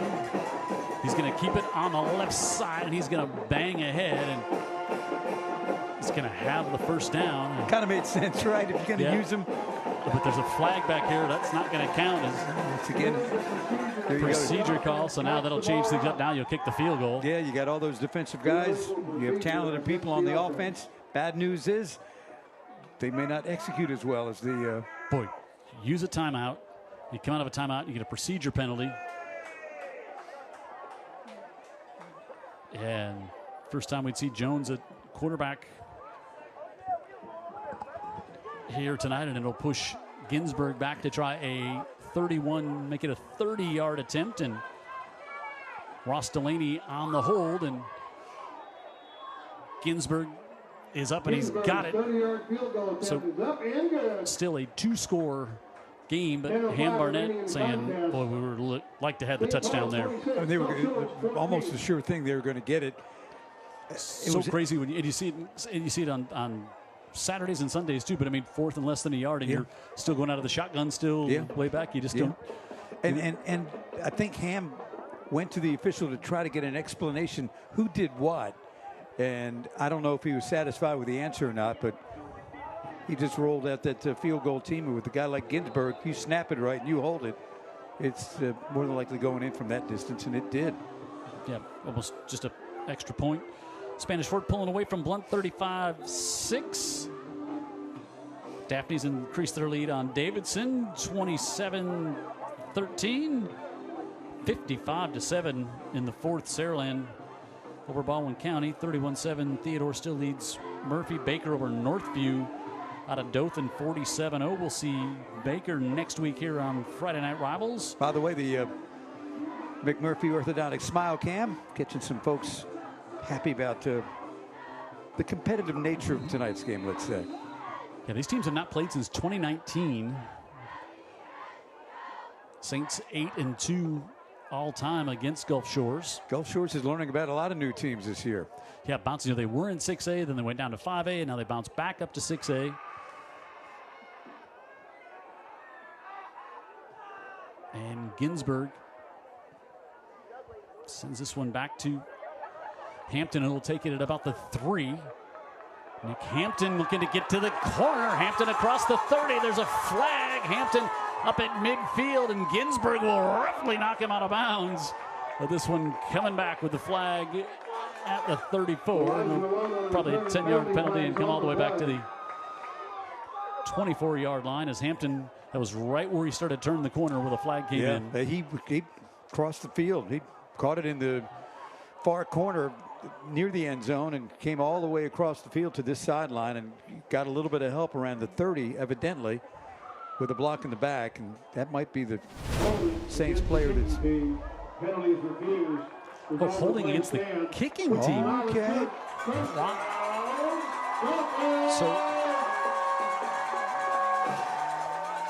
Oh, maybe right, just there, right at the last. Maybe there was a scrum second there. Might have had Luke Terry maybe get his hand on somebody there. So they'll decline the penalty, and now Gulf Shores going to have great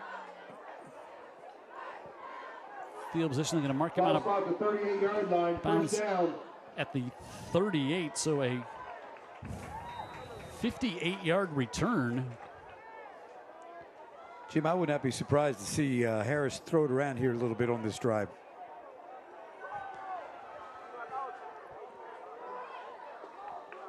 Harris gives it to Wilson, who loses his footing right after the handoff.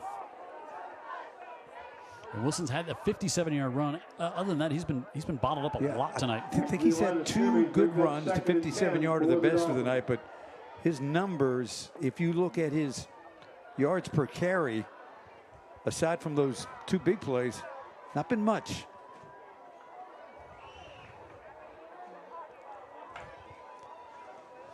So we approach 9 minutes to go. Harris pressure coming. Harris wrapped up again by Oliver Cross and dropped all the way back at the 48-yard line. Going to be a loss of 10. And it's going to bring up 3rd and very long here for the Saints. And Cross comes up, and Harris had no chance on that one. And I guess what I was saying about the throwing the football there was maybe on first down because you'd have less likely a chance that they're looking for it. Yeah, now bottom of the screen is Hampton. Instead, they'll run the screen and get it out to Wilson, and Wilson caught from behind by the All-American Tank Jones. And it's bring up 4th and about 14 here for Gulf Shores, and with 8.5 to go, can you punt it away and give the ball back to him? I guess you do, and try and get a stop and think maybe you can flip the field. But so Doug Jones was all the way there to put pressure on the quarterback, loops all the way around. And look at the effort too. Comes and makes the tackle. So great effort. Yeah, I just don't know that you're going to get the ball back that many times. That'd be my question about not going for it here. High snap again, and Barkley hangs this one up high, and it will bounce. And Gulf Shores, will they down it at the 1? I think they did. They did down it at the 1. Great hustle to get down there. Elijah Myers to. So that's what you want to do, and now you're thinking, okay, if we could maybe force a turnover, get a quick 3 and out. Yep. I mean, the best case scenario right there. Good special teams play here by Gulf Shores as Malone let it roll past him, and they're able to get it down, make it Elijah Myers, and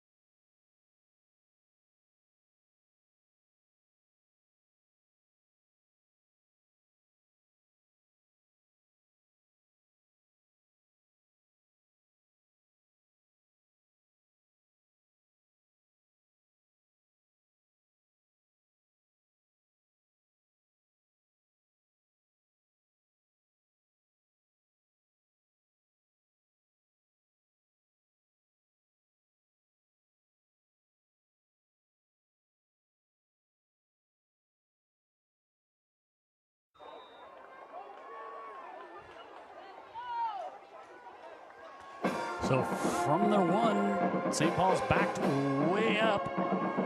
And they'll bring Kenny Johnson back in.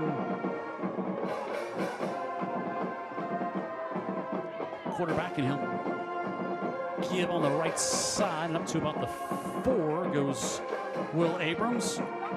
Will Abrams on the carry. Something odd on that snap, Jim. Some of the line moved a lot quicker than the others. I'm not sure the line knew exactly what the snap count was. That they were all on the same page, but moved it out a few yards anyway. And they're going to keep an eye on that play clock and see how much they let that thing roll on down each time. Yeah, Gulf Shores had to use that timeout when they were punting in the 3rd quarter. This time it's Frazier, and Frazier on the left side gets the line of scrimmage, but no more. So if they can get a stop here, you can see all the Dolphins trying to pull that ball out with their collective flippers. Tough. You got to play with what you got, Jim. Jackson Sermon. So 3rd and 8. And do you dare put it in the air to try to keep this? You sure as blank don't. There is no way. 3rd and 5 for the Saints. Frazier and Abrams. Play clock down to 5, and the senior Johnson. And penalty flag on the play. Flag is going to be half the distance. Yeah, they also stopped the clock with that penalty. Oh, no, it's going to be offside against Gulf Shores. Oh, wow. On 3rd and 5, and the flag was dropped at the top of the screen. I thought it was going to be motion, so now it could be, depending on the measurement, I think they're going to be a hair short. Okay. Looking, it just looks like a long 5, looking at the mark over there across the field. It does. They're going to be a little bit short. 3rd and a smidge here. Oh, nope, they're going to move the chains and give them the first down. Wow. Oh, boy, Gulf Shores. Oof. Oh, you get what you hope to get that. You get the great punt down at the 1.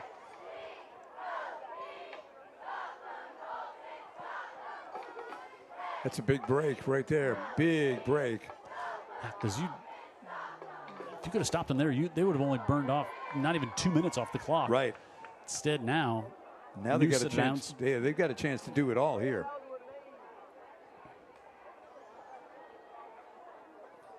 Gulf Shores can be very aggressive. They just needed to be a little more patient along the line of scrimmage. Cost themselves a first down. Give it off to Abrams on the left side, and Will Abrams gotta get that one out. Gonna be good for another Roof Doctors first down on the left side, and to about the 23-yard line and pick up of 12. Kid's had a really good game, hasn't he? I mean, this is somebody who's a really good linebacker defender as well, just a sophomore. He's played a key role in their offense, especially here in the second half.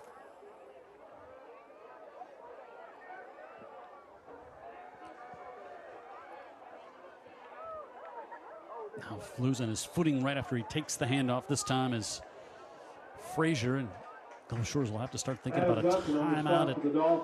If they don't stop them here, if they get another first down, they'll have to start using their timeouts if they can't stop on this set of downs. Yep.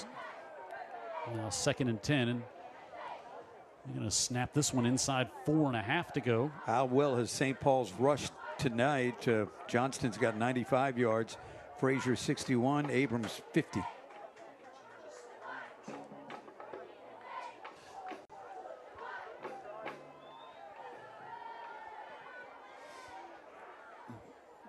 Second and 13, give on the far side, and another first down to be picked up here by the Saints as Frazier bounces it to the outside, and they'll stop the clock momentarily, but another Roof Doctors first down. You can almost see this coming.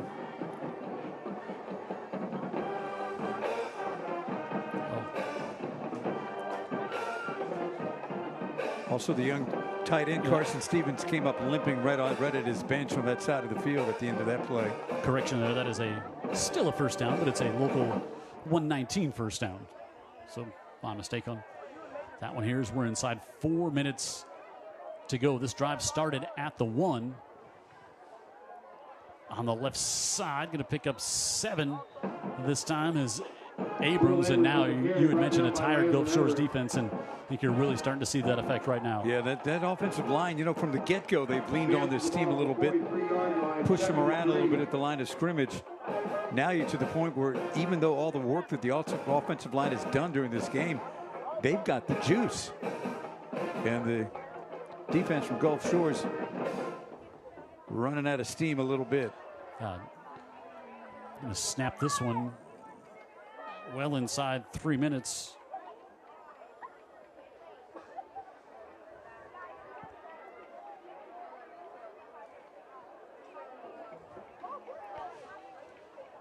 Give it to Frazier, and going to be a little short, and no give in this Gulf Shores defense is Landon Everett there to Adam Duncan, Cameron Helton come make the stop. For the Dolphins.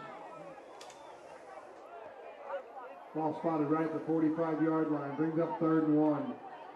And even at a 3rd down, Jim, they're right there where you can just snap it and get it. 3rd down and 1. Now we're edging toward the end of the game, really, at this point. A first down here. Gulf Shores does have 2 timeouts, but a first down here would.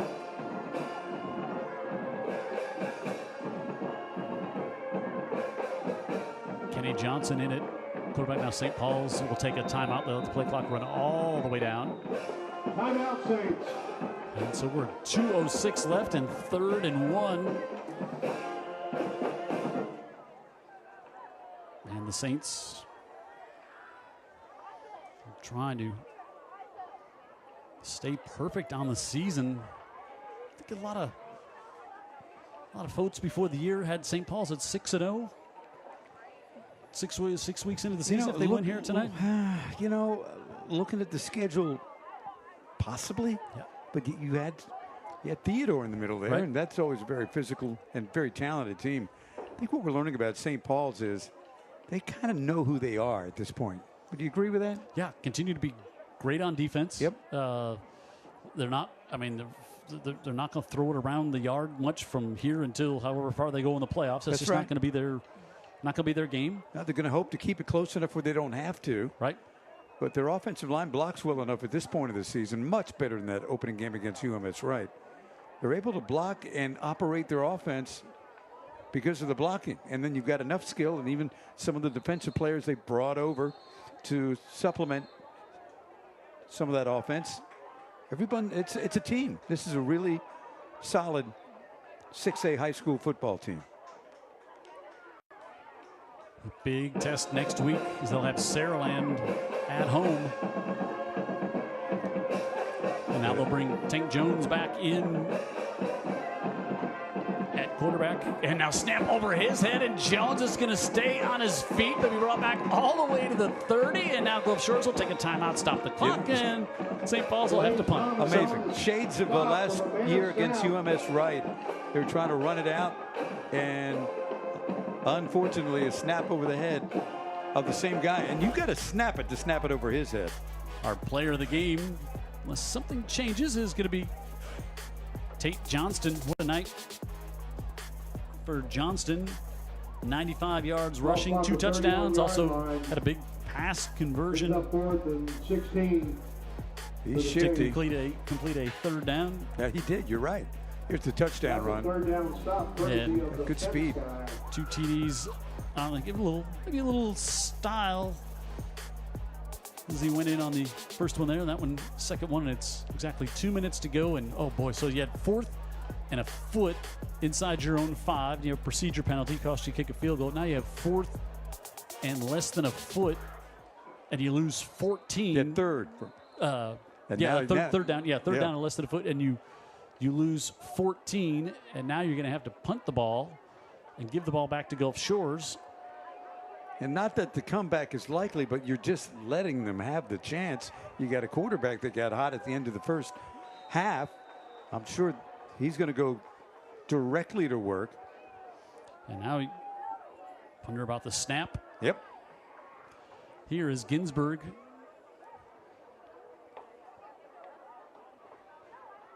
Gets this one off and booms one. And just stops at the 33-yard line. I mean, like, left a divot like you would love to leave on the green, like just to have it check on up a 37-yard punt. Friday Night Rivals brought to you by Dr. Pepper, Mobile County Sheriff's Department, Greer's, IBW 505, Dean Waite Injury Attorneys, McMurphy Orthodontics, Roof Doctor, or as most people pronounce it, Orthodontics. Roof Doctors, Local 119 Plumbers, Pipe Fitters, and Service Techs, Herc Reynolds, United States Coast Guard, and A&S Calvert. So now you got to sling it around a bit here if you're Gulf Shores. Well, we know the kid can sling it a bit. Harris He's got some speed on the outside. Steps up in the pocket, and he's going to be brought down as he gets back to the line of scrimmage. Tank Jones again with another big sack. And now when you got guys going vertical, it takes a long time for everybody to get back from the other end of the field down here to the line of scrimmage to get this one snapped. And they'll try to do it inside a minute and a half on 2nd and 10. Harris looking right side the whole way. Now he bounces up and he gets hit and throws that one into the ground. And again, Tank Jones is there, and he'll bring up 3rd and 10.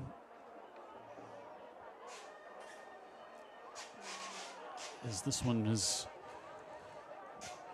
gone nowhere on the first 2 downs to open this drive.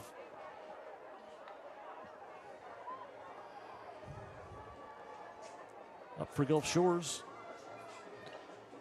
It's going to be a big win for St. Paul's.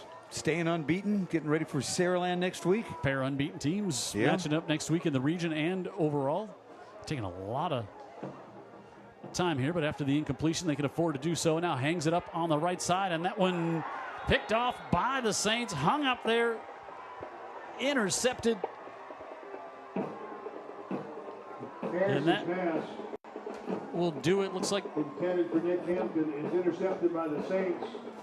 Turnover 110. Jack Frazier was at 19 or 17 to see who you would think it'd be Wiggum around the ball. Yeah, but 17's back there generally. But I thought I saw. Yep, it's going to be. Nope. Oh, okay, there you go. No, it's going to be Kenny Johnson, the safety. Yeah, comes over, and how the Saints will be able to take a knee. We'll see if Gulf Shores will burn their 2 timeouts or not, or if they'll just let this one run out. So Johnson, who has the interception, close it out, and let's help out the cheerleaders. Mark Hudspeth will not take the timeout, and Saints will just have to snap it one more time, and they will stay perfect at 6-0. Big road win here in the region. Gulf Shores going to drop down to 2-4, 2-2 in the region. They've got a tough one next week at Spanish Fort. Once again, and then Gulf Shores does, and then St. Paul's will be home against Saraland.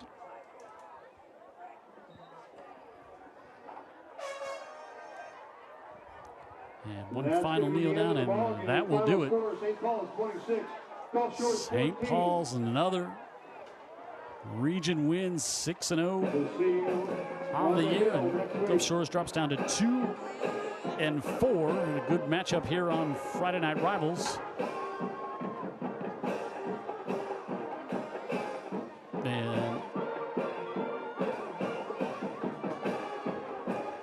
And we'll send it down to Dan Brennan after we come back from this break here on Friday Night Rivals. St. Paul stays perfect on the year here at the beach.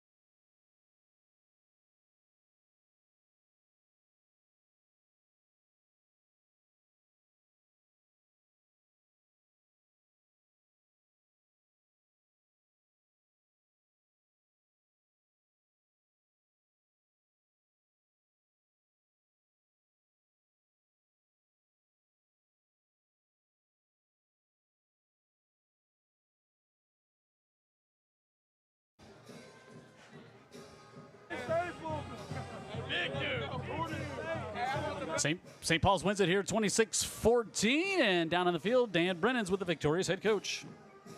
Congratulations on another win for the St. Paul Saints. A very impressive win on the road. No, I'm very proud of this team. We talked about it at Chapel today. I just told them how much I love them, and they love each other. They played for each other tonight. They played 4 quarters, and offense hit on all cylinders tonight. Defense had some hiccups, but it was a great team win. I think we won every phase of the football game tonight. How about that offensive line? They had a phenomenal night. Coach Baxter does a great job with them.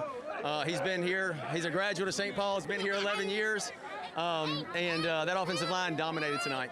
I know we've got a friend from Dr. Pepper. If we do not have that, one more question for you. I think you got a big game next week. We do, but I'm going to enjoy this one at Gulf Shores tonight. We're going to dry off a little bit, take that long trip home, and I'll worry about the Spartans on Sunday. Hey, stop for an ice cream cone on the way home. Why don't you do that? These guys deserve that. They do. They do. I'm super proud of this team. This team is answering the call, so I love them. Okay, thanks. Well, run into you this week, I'm sure. Yes, sir. Thank you. Okay. Final score 26-14. St. Paul's great offensive line, great rush game, excellent defense as well. They remain undefeated in 6A. Yep, big win in the region, and they have a big showdown next week at home against Saraland, who is also unbeaten on the year in region play and overall. So that'll do it here from the MIC, where Gulf Shores falls tonight by a score of 26-14, and St. Paul's keeps going behind the player of the game, Tate Johnston. Couple of touchdowns, 95 yards on the ground, and Frazier came up with one as well, and saw Judd Harris in the aerial attack of Gulf Shores, but not enough as the Saints get the victory here tonight. Final score 26-14 from Gulf Shores. For Dan Brennan on the field, our great crew, I'm Jim Cox saying